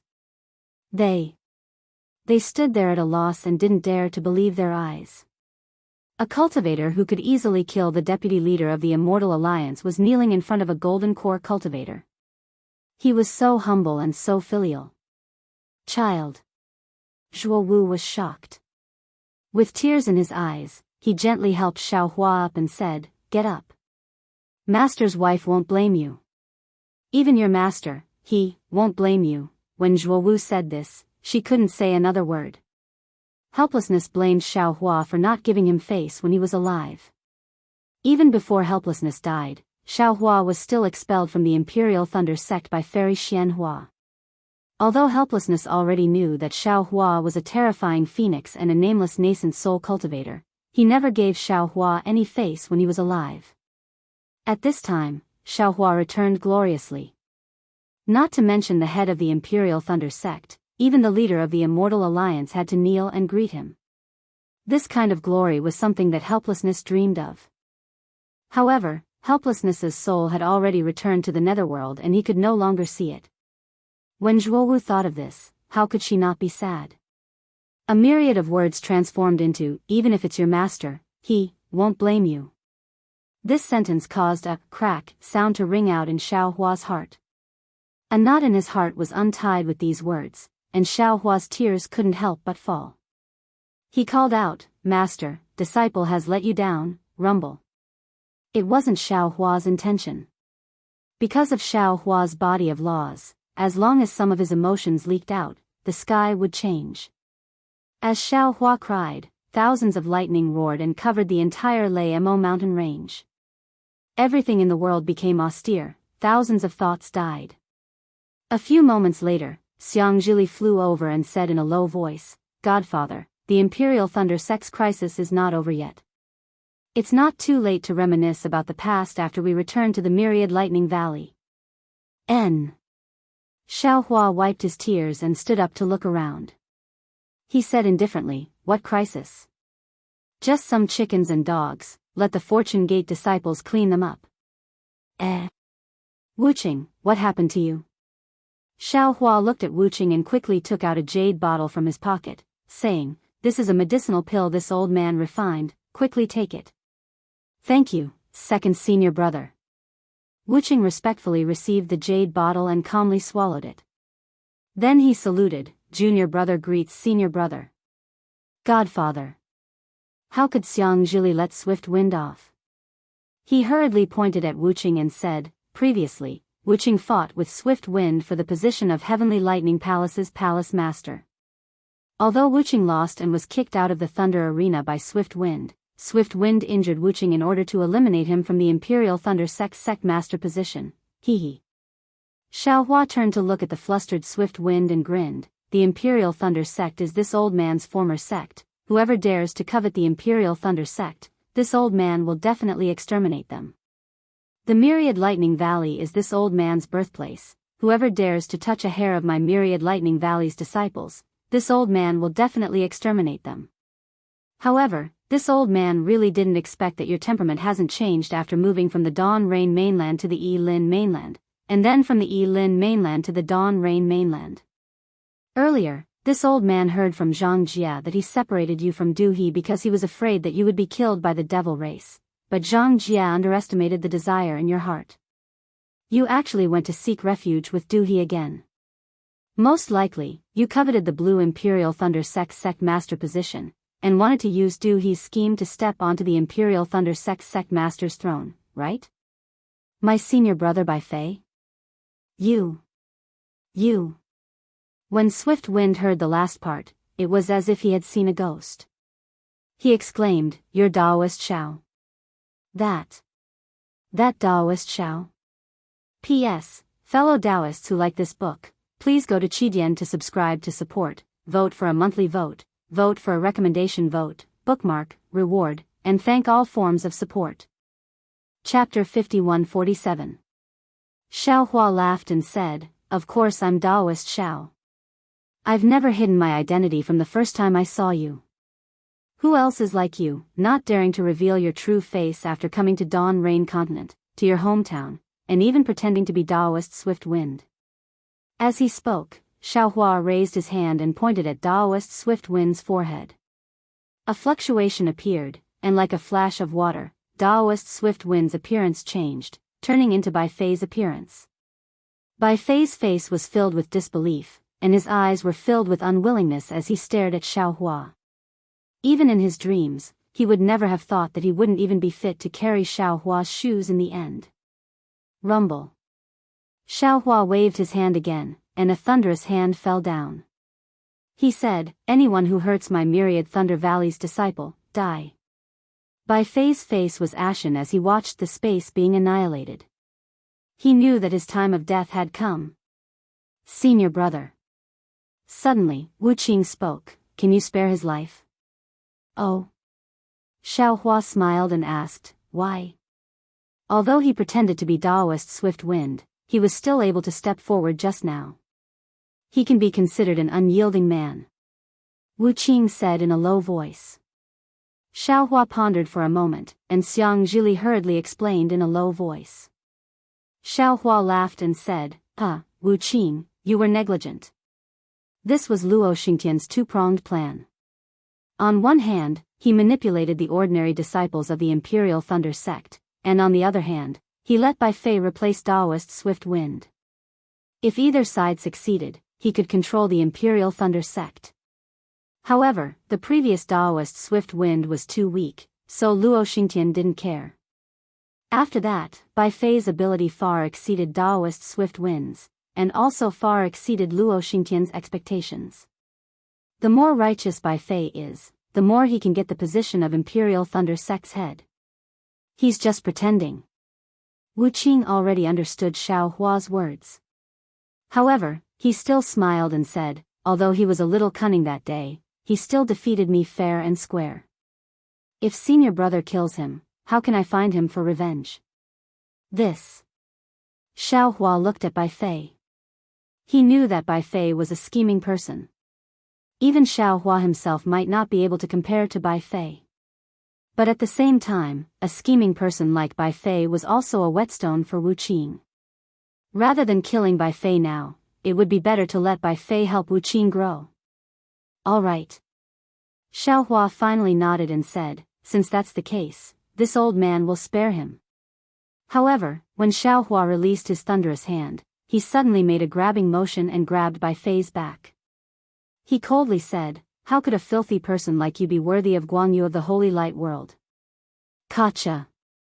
Amidst the surging lightning, a transparent feather of light was pulled out by Xiao Hua. Ah! Bai Fei screamed miserably. Unexpectedly, he looked as if he was about to faint, and that transparent feather of light fell into Xiao Hua's hand. Ka ka ka. Countless sparks of lightning burned the feather of light to nothing in an instant. Bai Fei was thrown into the air by Xiao Hua, but as his clothes were in a mess, a fluctuation fell into Xiao Hua's eyes. Xiao Hua raised his hand and grabbed, and a jade bottle wrapped in rags immediately fell into Xiao Hua's hand. Oh, so it's this thing. When Xiao Hua saw the jade bottle, he immediately thought of the small bottle he saw on Luofeng Mountain. He smiled and said, no wonder you were able to reach the late nascent soul stage in such a short time. The moment Xiao Hua threw the small bottle to Bai Fei, he raised his eyebrows and a strange light flashed in his eyes. This was because he actually saw many fragmented law fluctuations within the small bottle. These law fluctuations were born and died, giving birth to even more new laws. There were actually endless mysteries within. Interesting. Xiao Hua's eyes turned, and the small bottle in his hand immediately disappeared. His mind also immediately entered the space. However, after a moment, Xiao Hua's mind left the space, and the small bottle along with the rags appeared in his hand again. This time was extremely short. Xiao Hua's body flickered with lightning, and no one noticed Xiao Hua's deliberate small movements. Xiao Hua waved his hand and threw the rags and the small bottle to Bai Fei again. He coldly said, the cultivation of the Tao lies in the heart. The so-called magic treasures, secret techniques, and so on are all external objects. Although you relied on this item to reach the late nascent soul stage, your heart is not right, and your intentions are not right. How can you achieve good results? Bai Fei's face was filled with shame, and the hand holding the small bottle trembled slightly. He regarded the small bottle as his greatest secret, but in Xiao Hua's eyes, it was like dirt. In particular, Bai Fei felt that he was the luckiest cultivator in the world with the small bottle. When he returned to the Dawn Rain continent, he could definitely trample Xiao Hua under his feet. Even when he injured Wuqing, it was not without reason to vent his anger. However, the reality was so cruel.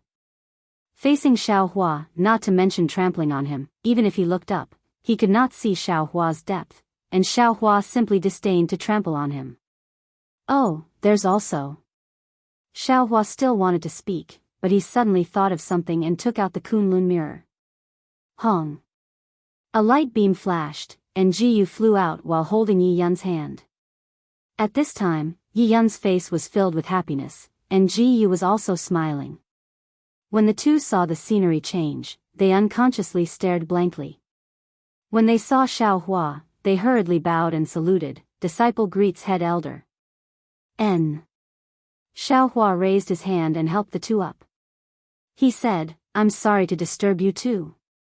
However, the two of you still have a karma to settle with this bastard, so let's settle it now.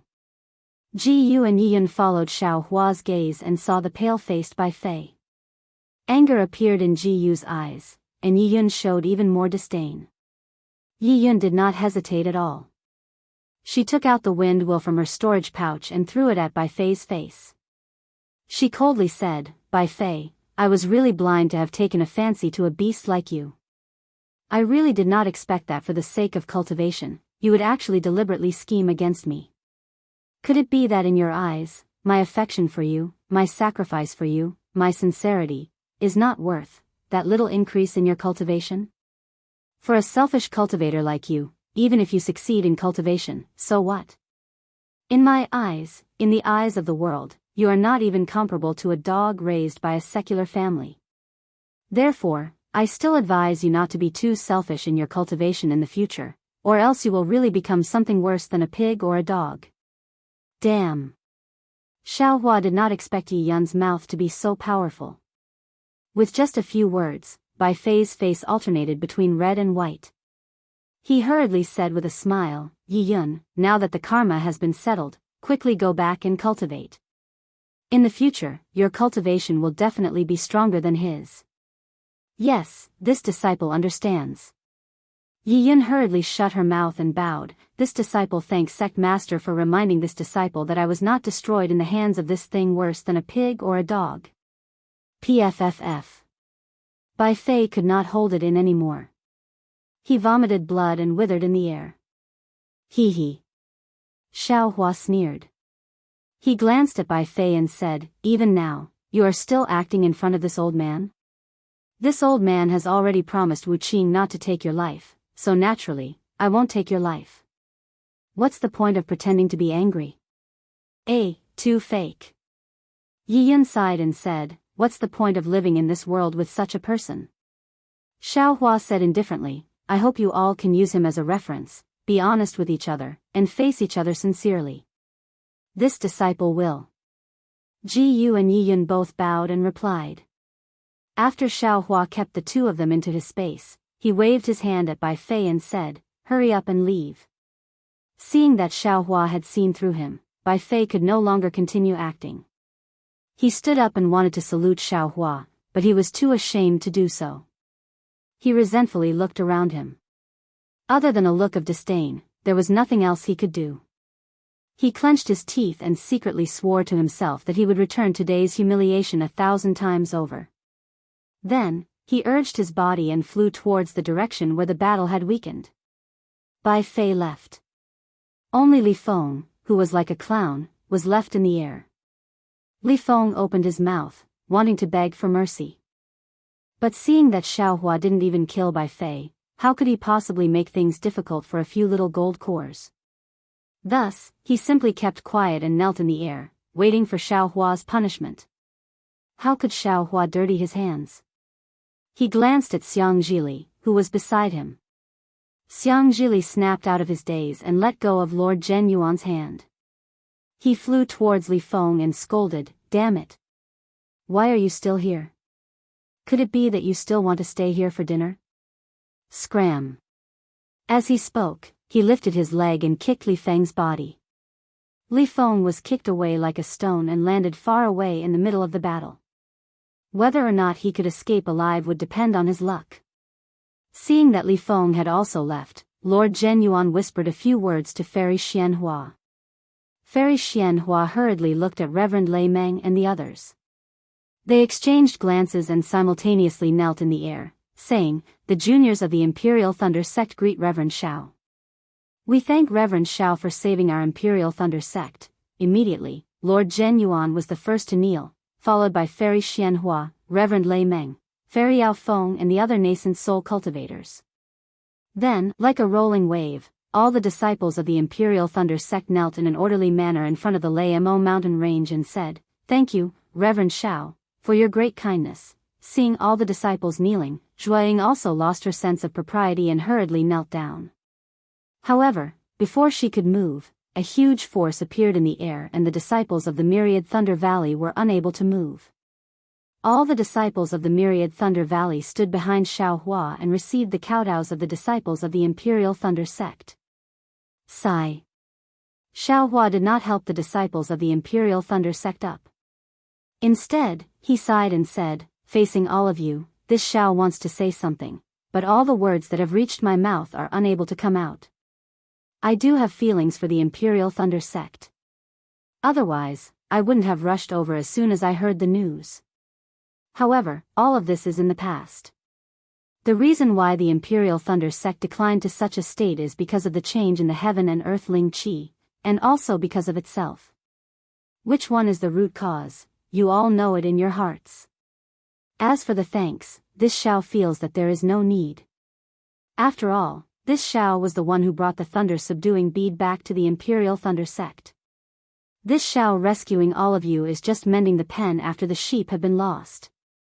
P.S. Fellow Daoists who like this book, please subscribe to it at Qidian, vote for it, give it as a reward, and thank you to the Alliance leader of Yu Logia, and thank you for your rewards. This chapter will be updated for all of you. Because Tanhua was out on a business trip and did not have time to write, she just rushed back to update. Moreover, it is already nearing the end of the chapter, so there is no possibility of a large update. Please understand. Chapter 51-48. As he spoke, Xiaohua raised his hand and pointed to the sky. Boom! With a huge roar, the thunder subjugation bead flew down from the sky. As the thunder subjugation bead fell, the lightning that filled the sky gradually dissipated, revealing the scorching sun hanging above everyone's heads. Xiaohua released his divine sense and probed for a moment. With a wave of his right hand, a thunderous hand appeared and streaked across the sky, landing on the thunder subjugation bead. Boom boom boom. The thunder subjugation bead flashed with lightning like a dragon, trying to resist Xiaohua's thunderous hand. Fall! Xiaohua shouted as he grabbed the thunder subjugation bead and dropped it into the Thunder Mountain range. Boom boom boom. As the thunder subjugation bead fell, the entire Thunder Mountain range shook. Then, layers of lightning gushed out. The Imperial Thunder Sect's protective array was several times stronger than before. Amidst the lightning, the mountains shook and the earth trembled. Thank you, Senior, thank you, Senior. Fairy Xianhua was wild with joy. She shouted as tears flowed out of her eyes. Well, since you all have bowed down, this Xiao can't go empty-handed. Xiaohua looked at everyone, especially the white-haired Thunder Meng Daoist, and sighed in his heart. He took out a storage pouch and handed it to Fairy Xianhua. This is this Zhao's gift to the Imperial Thunder Sect. Consider it as repayment for the Imperial Thunder Sect's cultivation in the past. This is. Fairy Xianhua was puzzled. When she opened the storage pouch and saw many jade slips inside, she couldn't help but frown.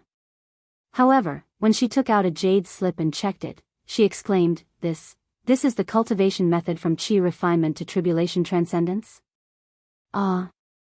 Not only was Fairy Xianhua shocked, but Thunder Meng Daoist and the others also turned pale with fright. Xiaohua raised his hand, and a boundless power emerged from the void, helping all the disciples of the Imperial Thunder Sect to stand up. He said, The ancients are right, the grace of a drop of water should be repaid with a gushing spring. When this Xiao joined the Imperial Thunder Sect, my master had no choice but to teach me the Imperial Thunder Sect's cultivation method. Today, this Xiao will return the complete disciple selection method and cultivation method to the Imperial Thunder Sect. This is precisely to end the karma between us. This Xiao can only help the Imperial Thunder Sect, this is all. The road in the future is up to you all.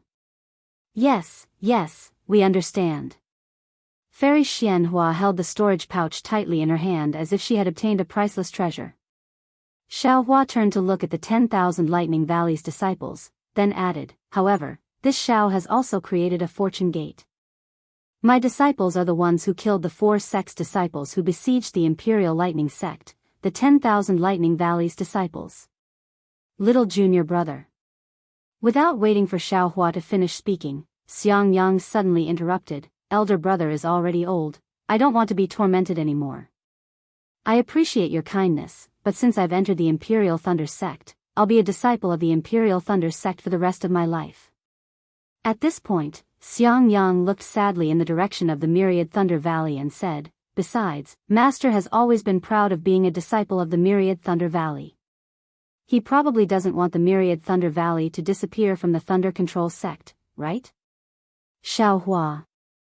Zhua **** smiled and said, What Xiangyang said is true. We are all old and like to stay in the Myriad Thunder Valley. You don't need to say anything more. Dui Qimeng frowned and hurriedly said, Of course, I won't say anything. If the children are willing, hearing this, how could Fairy Xianxia not know what she should do? She hurriedly raised her voice and said, Daoist Xiao, Jr., as the sect master of the Imperial Thunder Sect, declares that the Myriad Thunder Valley will remain in the Imperial Thunder Sect forever. No one can eliminate it. Moreover, the Myriad Thunder Valley's disciples can enter the Fortune Gate as they wish. My Imperial Thunder Sect will forever recognize the Myriad Thunder Valley's disciples as my Imperial Thunder Sect's disciples. Hee, many thanks. Xiaohua smiled and said to Fairy Xianxia. He then turned to Xiang Yang and the others and said, it was younger brother's rashness. There's no need to mention this matter again. Let's go, we'll return to the Myriad Thunder Valley. Just as Xiaohua was about to lead the Myriad Thunder Valley's disciples back to the Myriad Thunder Valley, Lord Zhen Yuan suddenly thought of something and hurriedly said, Senior, Junior has something to report. Oh? What do you have to say? Xiaohua was slightly stunned and turned around to ask. That. Lord Zhen Yuan hesitated and probed, is Senior's dual cultivation partner Fairy Hongxia? Xiaohua was startled and nodded, indeed. Junior just received a piece of news outside the Imperial Thunder Sect. Is it related to Senior? Lord Zhen Yuan didn't dare to delay and hurriedly took out a jade slip and handed it to Xiaohua. Xiaohua received the jade slip and scanned it with his divine sense. He frowned and looked at Lord Zhen Yuan. Is this true? Junior doesn't know. Lord Zhen Yuan shook his head and said, when Junior returned from the Immortal Alliance, I was in a hurry to return to the Imperial Thunder Sect. I didn't deliberately investigate. Xiaohua nodded and the Kunlun mirror in his hand trembled. Yuanya flew out from the mirror and bowed, disciple greets master. This is a piece of news from the Sky Patrol City. Take a look. Xiaohua handed the jade slip to Yuanya and said, after reading it, discuss with Xiong Yi and the others and rush to the Sky Patrol City. Remember, there's no need to rush. Take it slow and force out the truth step by step. Yes, disciple understands. Yuanya took the jade slip and looked at it without saying anything. Then, he flew back to the battlefield that had begun to settle down. Oh, right. Xiaohua looked at Lord Zhen Yuan and thought of something. He asked, did you participate in the previous Great Immortal Demon War? Junior participated. Lord Zhen Yuan hurriedly replied. It's good that you participated. Xiaohua smiled and said, I originally had something to ask Luo Xingtian. I was too angry just now and actually forgot about it. Oh. Senior, what do you want to ask? Lord Zhen Yuan hurriedly asked. Xiaohua smiled and said, do you know who were the spirit-severing stage cultivators from the Immortal Ascension Sect and the Immortal Music Sect that participated in the Great Immortal Demon War? The Immortal Ascension Sect and the Immortal Music Sect? Lord Zhen Yuan hesitated for a moment and replied, according to what Junior knows, the spirit-severing stage cultivators from these two sects were Lord Lian Kun, Meng Jiangzi, Feng Shu, Du Hong, Fan Li, Chan Si Miao, and others. Then who were the teachers of Shan Xingzi and perfected Du Yi? Xiaohua asked. Naturally, it was Feng Shu and Chan Si Miao. Lord Zhen Yuan said without hesitation. Good. The Kunlun mirror in Xiaohua's hand trembled again and released the black bear spirit. Junior greets master. Seeing so many cultivators, the black bear spirit immediately knelt in front of Xiaohua and respectfully kowtowed. Esteemed Lord Zhen Yuan. Xiaohua pointed at the black bear spirit and said, this is my Fortune Gate's black bear spirit. Bring him to Feng Shu and Chan Si Miao. If I'm not mistaken, the two of them are this Zhao's greatest enemies. Junior understands. Seeing that the black bear spirit, whose strength he couldn't determine, was actually Xiaohua's guard spirit beast, Lord Zhen Yuan couldn't help but shrink his neck and reply. Master. The black bear spirit panicked when he heard that. He shouted, since it's a lifelong grudge, should I kill them? Not for now. Xiaohua smiled and said, I'm not completely sure yet. Just capture them and bring them back. All right, Junior understands. The black bear spirit received the order and urged Lord Zhen Yuan, old brat, why aren't you bringing me over? Oh, he doesn't have much lifespan left. Bring him over. Xiaohua hurriedly ordered as if he remembered something. Sure. A demonic wind swirled around the black bear spirit as he brought Lord Zhen Yuan up into the sky. Under Lord Zhen Yuan's guidance, they flew towards the immortal ascension gate. Master's wife, let's go. Xiaohua waved his sleeves and swept everyone from the Myriad Lightning Valley into the Myriad Lightning Valley. Fairy Xianhua only saw a blur in front of her and Xiaohua disappeared. Zhuowu and the others were also gone. She couldn't help but feel a sense of loss. An indescribable feeling of defeat rose from the bottom of her heart. This feeling of defeat was like a dark cloud that permeated her entire body. In her disappointment, she couldn't help but look around. Looking at the Imperial Lightning Sect's intact sect protection formation and the nascent soul cultivators around her, it was as if nothing had happened. It was as if the commotion just now was like a dream. Fairy Xianhua couldn't believe it. In order to control the Imperial Lightning Sect, the Vice Alliance Master of the Immortal Alliance, Luo Xingtian, had actually arranged so many hidden schemes. Thousand Lightning Mountain, Swallow Thunder Ridge, and the other Imperial Lightning Sect disciples had already submitted to Luo Xingtian at some point in time. Jifeng Daoist had also been replaced by Bai Fei at some point in time. As for the Thunder Subjugation Bead, it was obvious that Luo Xingtian was the first to send over the Imperial Lightning Sect. If there were no accidents, Master Qian Lazy had died because of the Thunder Subjugation Bead.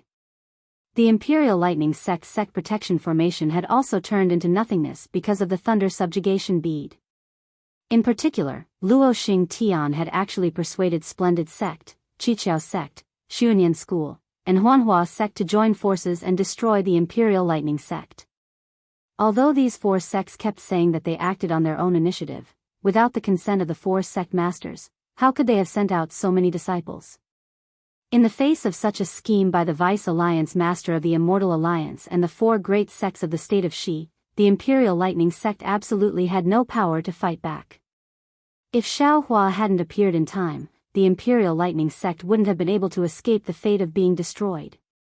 However, Xiaohua was personally expelled from the Imperial Lightning Sect by Fairy Xianhua, and the Myriad Thunder Valley was almost erased from the Imperial Lightning Sect by Fairy Xianhua. Fairy Xianhua was now very scared.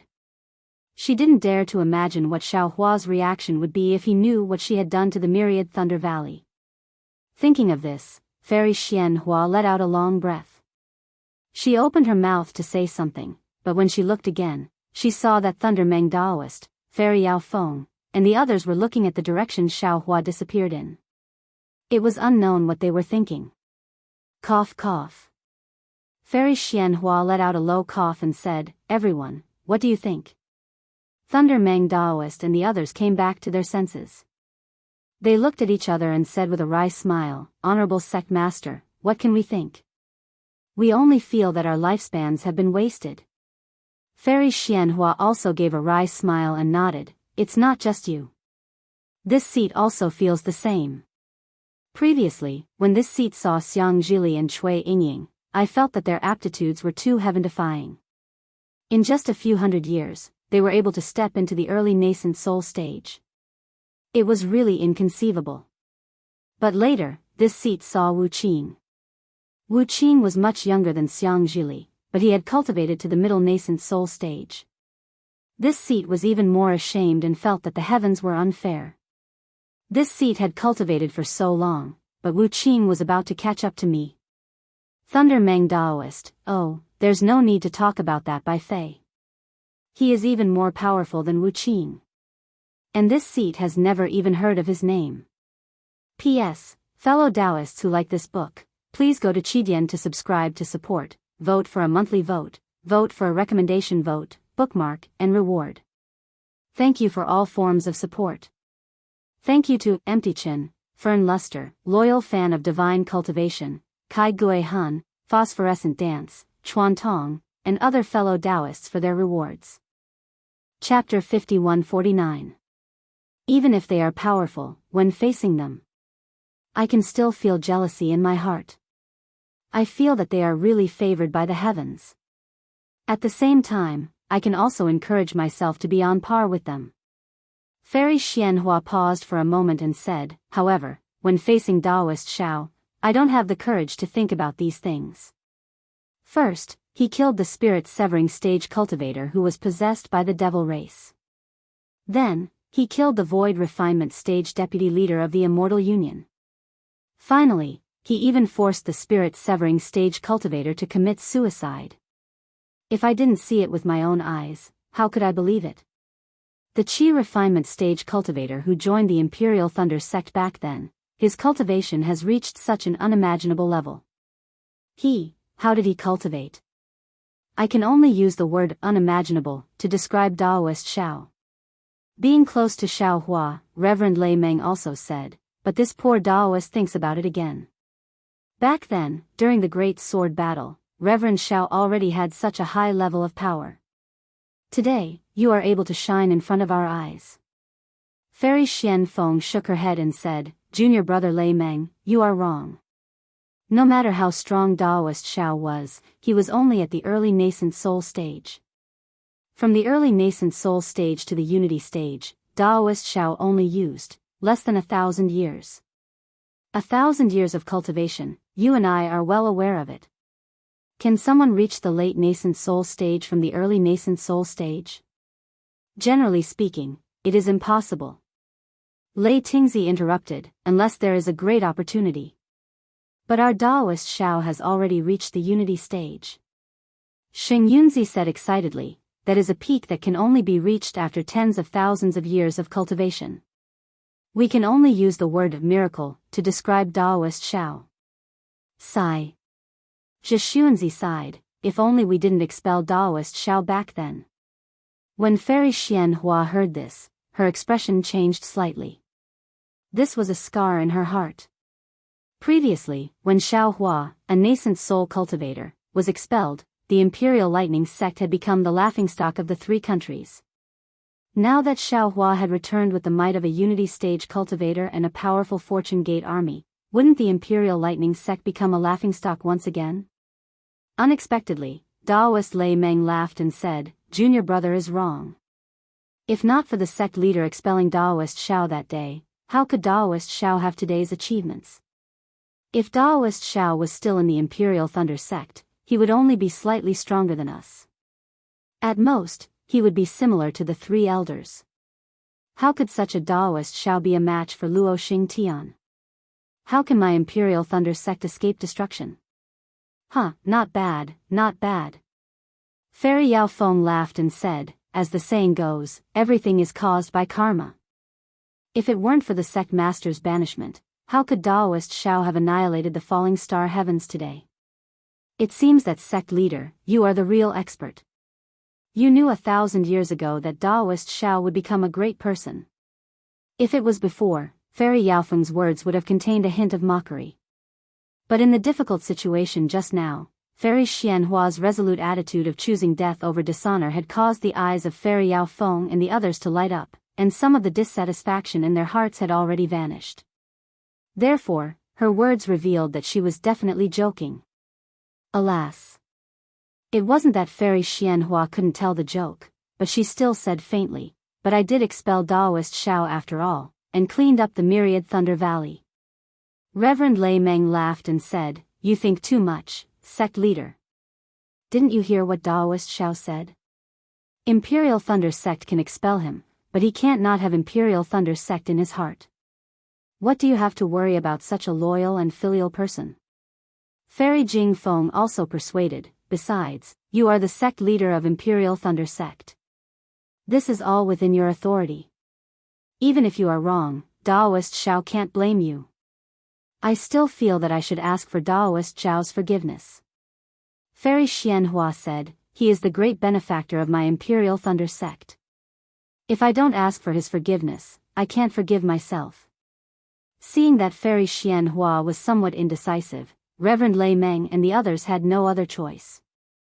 They looked at each other and said, How about this, sect leader, let's clean up the mess first and let Daoist Xiao reunite with the disciples of Myriad Thunder Valley. Tomorrow, we will go and ask for forgiveness together, how about it? What crime have you committed? Fairy Xianxia was stunned.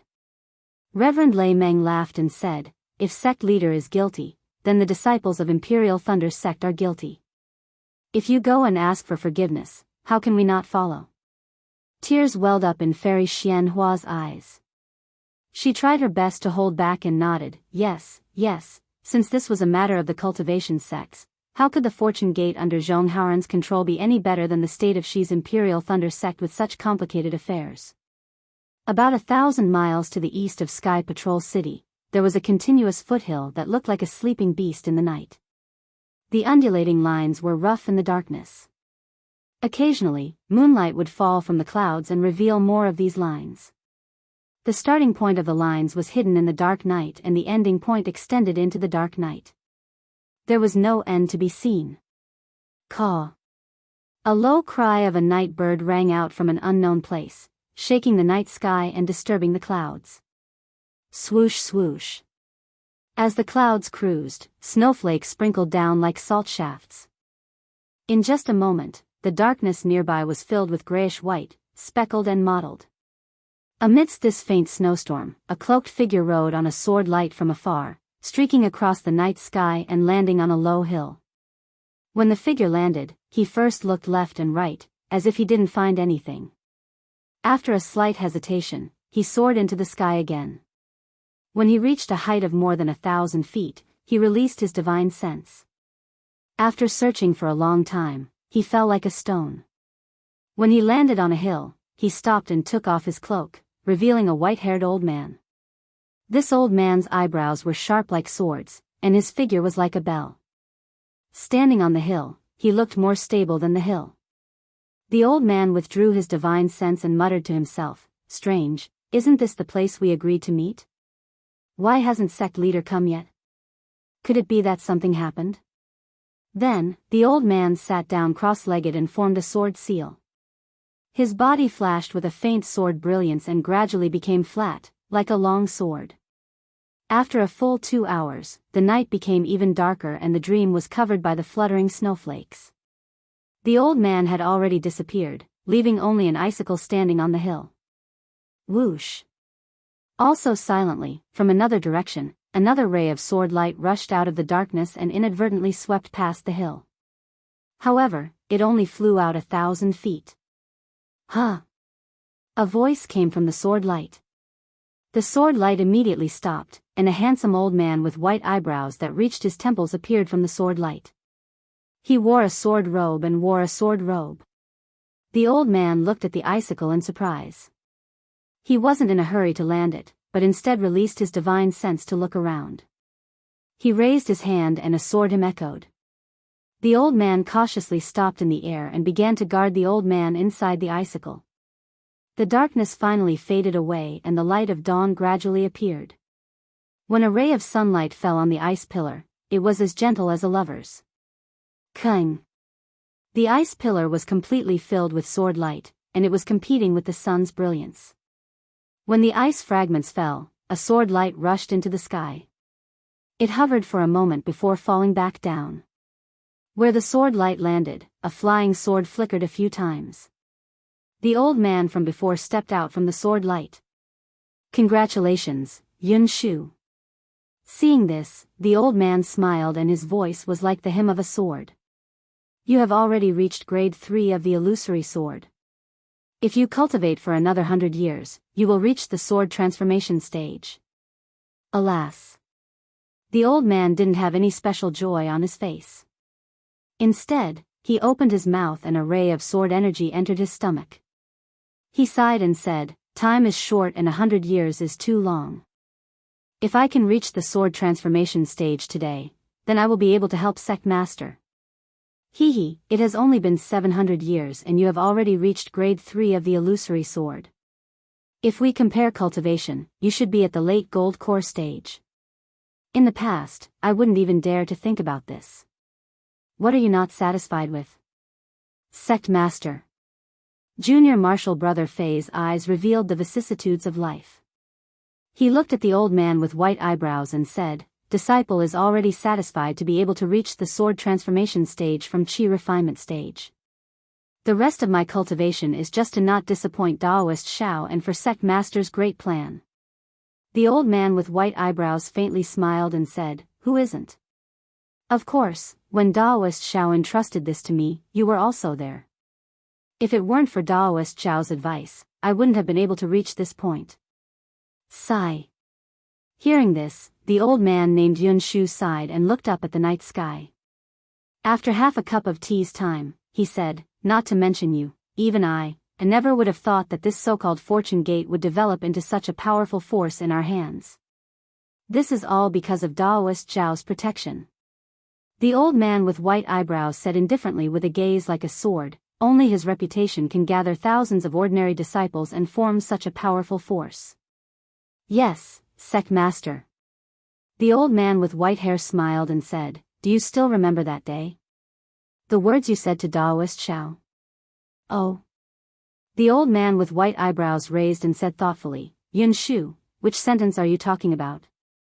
That day, Daoist Xiao didn't forget to remind me. That sentence. The old man with white eyebrows looked through the darkness and replied, Daoist Xiao, don't worry. How can Tianqi compare to our fortune gate? Our fortune gate will definitely become the #1 sect on the Dawn Rain mainland. Hearing this, the white-browed old man became excited and loudly said, not only that. This Zhong still remembers that Daoist Master Xiao asked this Zhong at that time. The old man said, this Xiao has done what he should do. The rest is up to you. I remember that there used to be a loose cultivator organization called Heaven's Forsaken. It was made up of loose cultivators at the early stage of Qi refinement and foundation establishment. This Xiao wants to see if you can build my fortune gate into a bigger sect than the Heaven-Forsaken sect. In the blink of an eye, speaking of this today, this Zhong once again thought of that day when our dreams began, the moment when Daoist Xiao ignited our hopes. P.S. Fellow Daoists who like this book, please subscribe to it at Qidian, vote for it, vote for it, vote for it, donate it, and congratulations to the women's volleyball team for winning the championship, and also for the silent support of Benben. Chapter 5150. Sect Master. The white-haired old man had just called out when he was interrupted by the white-browed old man. He smiled and said, Yun Shu, call me Sect Master in front of others and call me Senior Brother Haoran or even Zhong Haoran in private. Now that there are only the two of us, why are you so polite? The white-haired old man laughed, if that's the case, I'll call you Martial Uncle Zhong. That's how I addressed you in front of Daoist Xiao. Oh, forget it.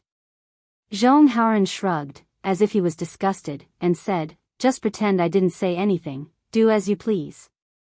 All right, Lord Sect Master, I admit that I was joking with you, please don't take it to heart. Fei Yunshu smiled faintly and said, after all, we haven't seen each other for 15 years, right? If I remember correctly, it should be 16 years. Zhong Haoran nodded. That year, for the expansion of our fortune gate, you went deep into the Huan country and built our fortune gate's foundation in the land of sword cultivators. It's been 16 years since we last met. Yes, 16 years. Fei Yunshu sighed as he looked at Zhong Haoran's white brows. When I left, your brows were still white, but now they are as white as snow. You're even more elegant. You're the same Zhong Haoran sighed. The Huan country's sword cultivators are harder to deal with than the Meng country's sword cultivators. You had a much harder time in the land of sword cultivators.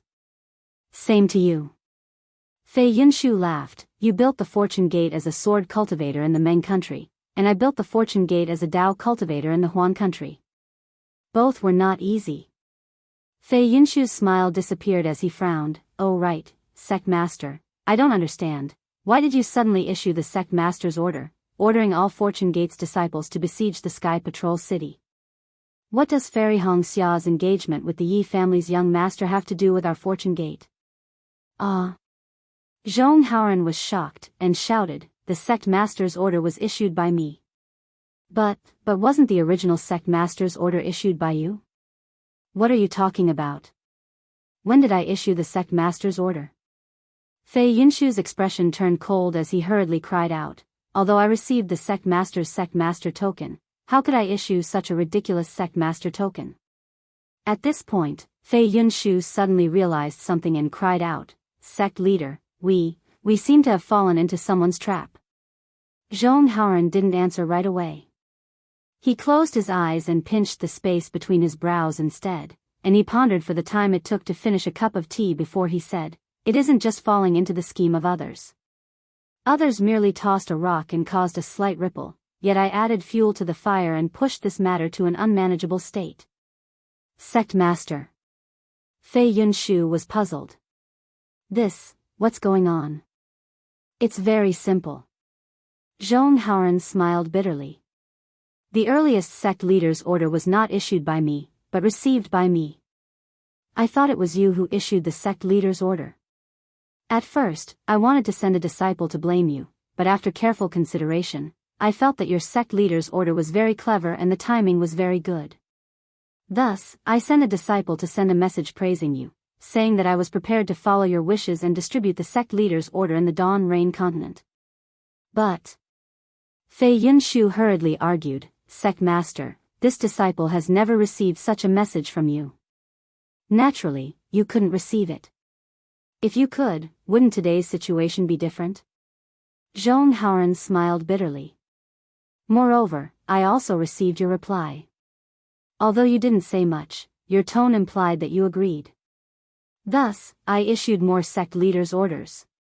The problem is..." Fei Yunshu was even more puzzled. He asked, "Why did you feel that the sect leader's order was very clever? The timing was very good?"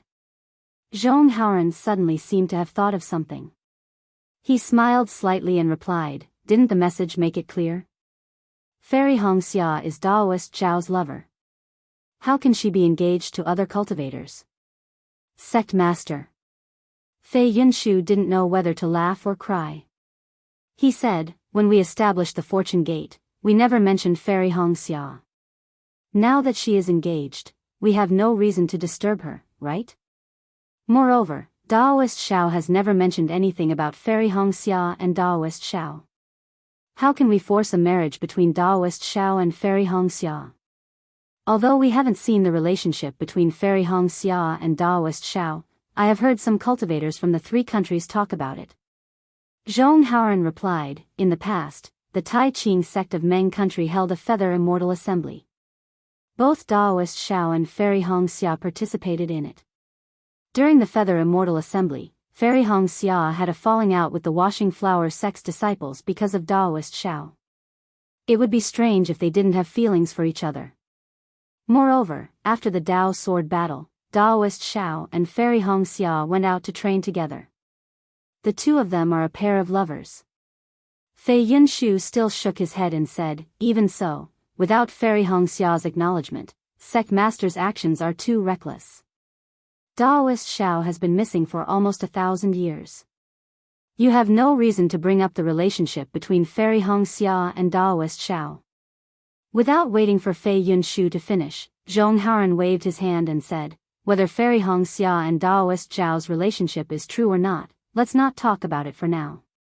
Let me ask you, how effective was the Fortune Gate you established among the sword cultivators of Huan country?" "Of course, it was excellent. Didn't this disciple say it clearly in the message I sent to Sect Master?" Fei Yunshu didn't understand, but he still answered honestly, "Daoist Zhao's benevolence has not only extended to our 3 countries, but also to the sword cultivators of Huan country. Without Daoist Zhao's good seed, more than half of Huan country's common people would have died long ago. Since the effect was good, what about the Fortune Gate now?" Zhong Haoran wasn't surprised by Fei Yunshu's answer and asked again. "The Fortune Gate's development is too fast." Fei Yunshu said excitedly, "This disciple's strength is no longer enough to maintain a sect. In the east and north of Huan country, other small sword sects have started to appear, claiming to be the Fortune Gate's disciples. It seems like it won't be long before Huan country will be like the 3 countries, with a sword cultivator alliance. Do those small sword sect sword masters listen to your orders?" Zhong Haoran asked indifferently. Fei Yunshu laughed and said, "How is that possible? Some sword sect sword masters are grade 3 illusory sword masters. They think highly of themselves, so it's impossible for them to listen to a disciple's orders. Not to mention, when we established the Fortune Gate, we had already discussed it. None of us can be considered the Fortune Gate's master, only Daoist Xiao is the Fortune Gate's master. At this point, Fei Yunshu looked at the smile on the corner of Zhong Haoran's mouth and seemed to suddenly understand something. He stopped smiling and pondered for a moment before asking tentatively, "Sect Master, do you mean to say that this is the place where the fake Sect Master's command token is extremely opportune? I'm sure you've already felt it. Although our Fortune Gate was established late and has a weak foundation, it is because of Daoist Zhao's benevolence that he saved the lives of tens of millions of common people. Among these common people, there are many children with excellent aptitudes who have set foot on the path of cultivation. These children are grateful to Daoist Xiao for saving their lives and are willing to become Fortune Gate's disciples. Although these disciples are scattered far and wide, a single spark can start a prairie fire. What Daoist Xiao did not dare to imagine in the past has now become a reality on Dawn Rain mainland. Zhong Haoran looked at the distant sun that was covered by dark clouds and explained, "The current Fortune Gate has become another cultivation force that cannot be ignored after the Heavenly Demon sect. Moreover, according to this Zhong's knowledge, our Fortune Gate's potential is limitless. In 1,000 years, our Fortune Gate will definitely become the world's #1 sect." Yes, that's exactly the case. Fei Yunshu was excited just thinking about it and hurriedly said. Unfortunately, such a big sect is just a loose alliance without a clear leader, let alone a nominal alliance chief. Each sect fights for themselves and has already become a fat piece of meat in the eyes of other cultivation sects and families. Zhong Haoran sighed and said, "Not to mention, our strength is too shallow and we can't use our strength to restrain other sects' disciples. We are happy that they use Daoist Zhao's banner to do righteous things, but what if they use Daoist Zhao's banner to do improper things? Wouldn't that sully Daoist Zhao's name? Even if these sects don't do it, what if other cultivation sects take advantage of them?" That's true. Fei Yunshu nodded. When this disciple was in Huan country, there were many sword cultivators who tried to recruit disciples and made the Fortune Gate fall under their banner. Therefore, Zhong Haoran said word by word, "We need an opportunity to gather all the Fortune Gate's disciples, sects that worship Daoist Xiao, and even cultivators from other sects that claim to be Daoist Zhao's disciples. We need to explain our Fortune Gate's mission to everyone. If possible, we can elect an alliance chief, that would be the best." Fei Yunshu smiled wryly and shook his head, saying, "Sect Master, your thoughts are quite reasonable. Presumably, even without that Sect Master token, you would have issued a similar Sect Master token sooner or later. However, have you investigated whether or not the news of Fairy Hongxia's engagement with the Yi clan and the fake sect leader token is true?" "Of course." Zhong Haoran nodded and said, "When I received the Sect Master token, I had already sent a disciple to investigate." It seems like. Fei Yunshu's eyes flashed with understanding. He narrowed his eyes as he looked at Zhong Haoran and said, "This Sect Master token is also for our Fortune Gate. However, Lord Sect Master doesn't need to use this kind of awkward opportunity, right? This disciple doesn't think this is the best choice." Zhong Haoran retracted his gaze and said indifferently, "In the early years, this Zhong had tried to contact other sects, but they thought this Zhong had other plans and did not reply. Even if they did reply, they were only probing to see if this Zhong has the heart to rule. This Zhong had no choice but to explain everything one by one. But they never believed me. Over the years, this Zhong has also lobbied many sects, but they were all very cautious and did not mention this topic. Besieging the Sky Patrol City was also this Zhong's last resort. If this Zhong did not take action, I'm afraid we would never see a unified Fortune Gate again. P.S. Fellow Daoists who like this book, please subscribe to it at Qidian, vote for it, vote for it, vote for it, give it as a reward, and thank all forms of support. Chapter 51-51. That's true. Fei Yunshu nodded. We don't have much time left, and we won't be able to hold on for more than a few years under the changes in the world's spiritual energy. It's understandable for Sect Master to take such a risk. However, the Sky Patrol City is now under the control of sword cultivators. If we besiege the Sky Patrol City, I'm afraid that the sword cultivators will resent us. If we're not careful, we might even be exterminated. That being said, this is a great opportunity. This is all I can think of. The consequences may be dangerous, but I can't care about it anymore. Zhong said, remember when the Heavenly Demon sect was first established, didn't they besiege the Black Heaven sect? Sect Master, times have changed. Fei Yunshu smiled bitterly.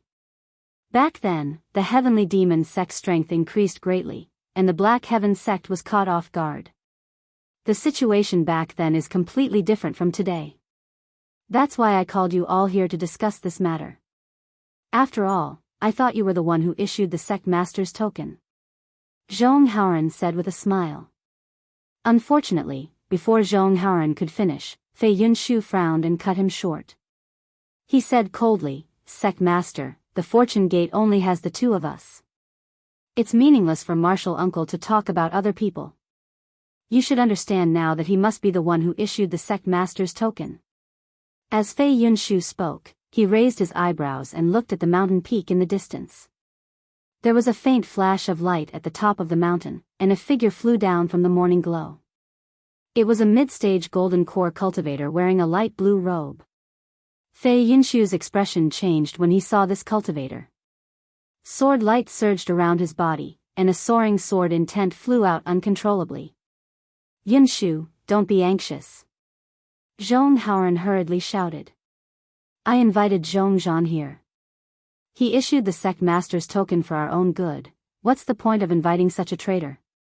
He used our names to issue the sect master's token and deceived all the Fortune Gate. Fei Yunshu's figure began to transform. His sword light was like frost, and layers of ice flowers flew towards the golden core cultivator. I've said it several hundred years ago. Whenever I see the three traitors, I'll unsheath my flying sword.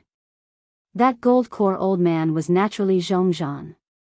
He looked at the incoming sword intent and said coldly, who said I'm a traitor? In this Zhong's eyes, it is you who have become sword cultivators that are the true traitors. This Zhong inherited Daoist Zhao's cultivation and established the Fortune Gate. This Zhong is the true successor of Daoist Zhao. Fei Yunshu.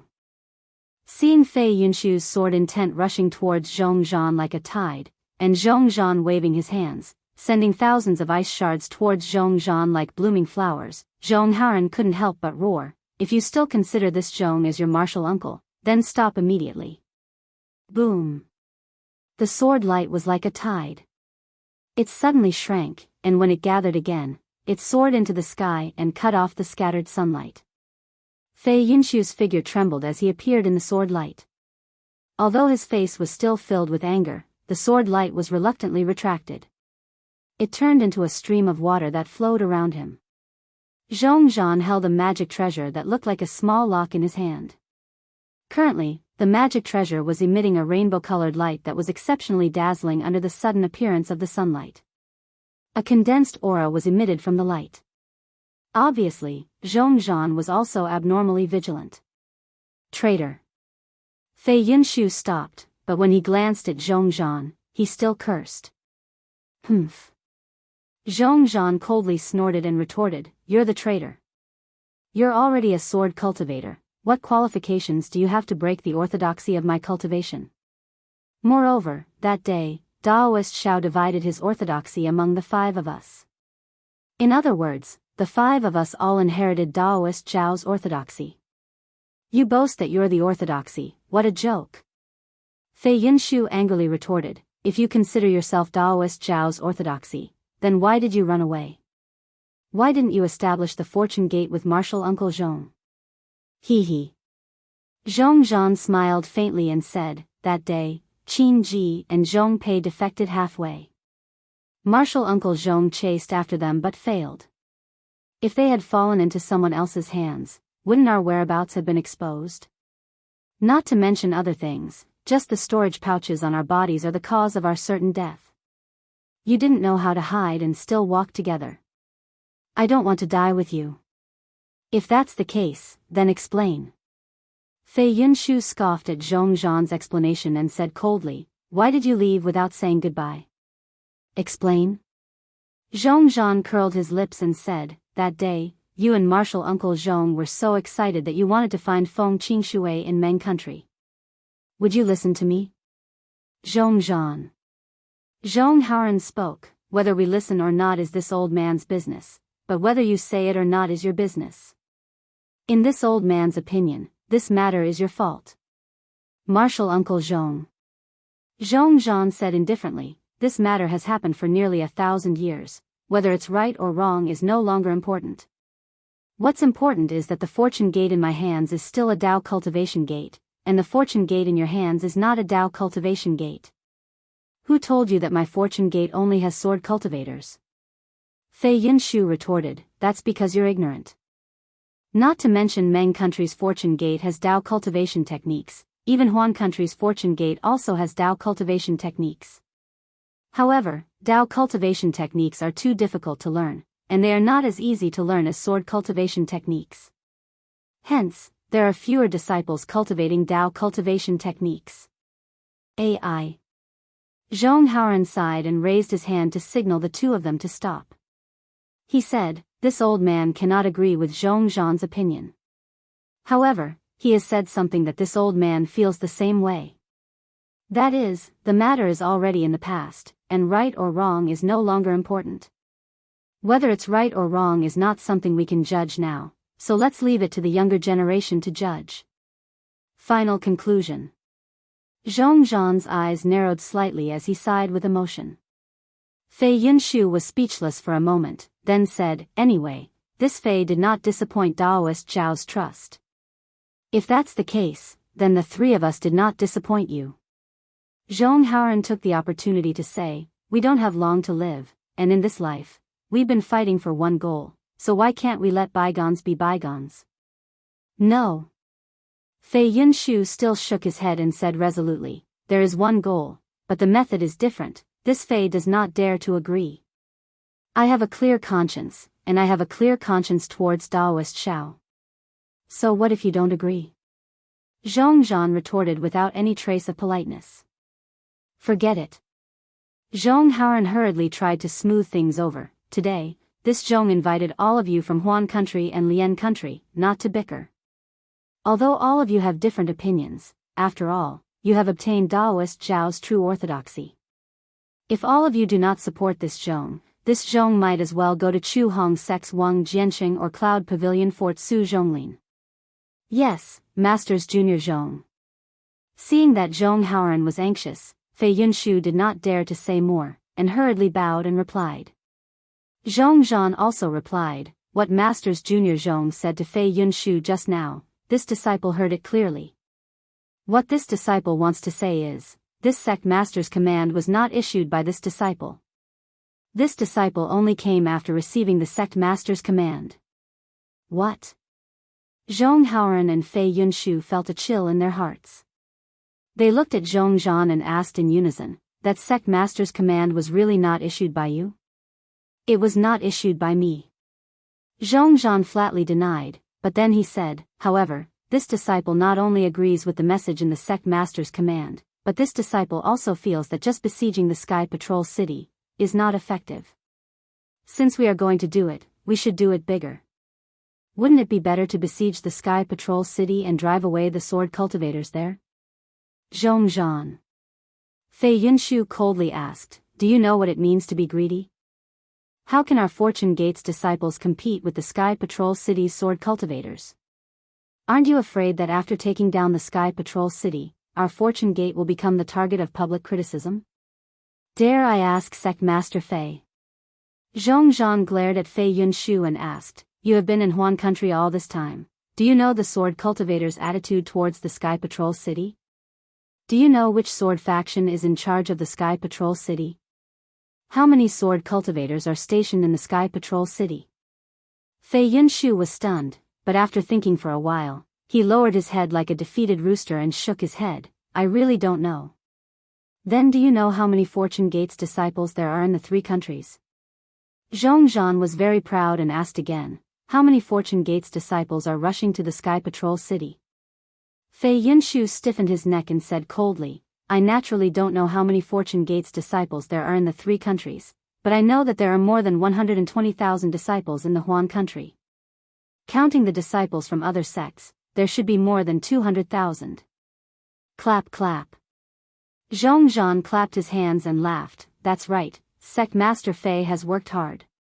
You have only been in the Huan country for a little over 10 years, but you have already recruited more than 100,000 disciples. Fei Yunshu naturally knew that Zhongzhan was mocking him. He glanced at Zhongzhan and said, "This has nothing to do with my hard work, it is all thanks to Daoist Zhao's grace." Zhongharan ignored the two's bickering.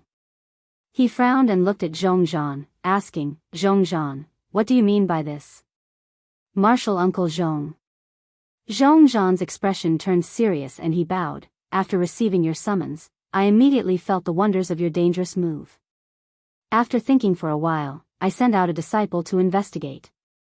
After combining the information I received earlier, I discovered that the Sky Patrol City is in a delicate situation under the covetous eyes of the sword cultivators of the Huan country." "What do you mean?" Zhong Haoran was stunned. He had not thought deeply about what Zhongzhan said. Zhongzhan smiled and said, "Previously, when the Sky Patrol City was in the hands of the Dao cultivators, it was a choke point to stop the sword cultivators from going south. With the Sky Patrol City and the Sword Tomb, the sword cultivators were firmly blocked in the Huan country.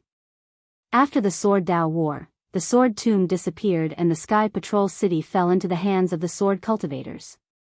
The sword cultivators could enter the 3 countries without any scruples.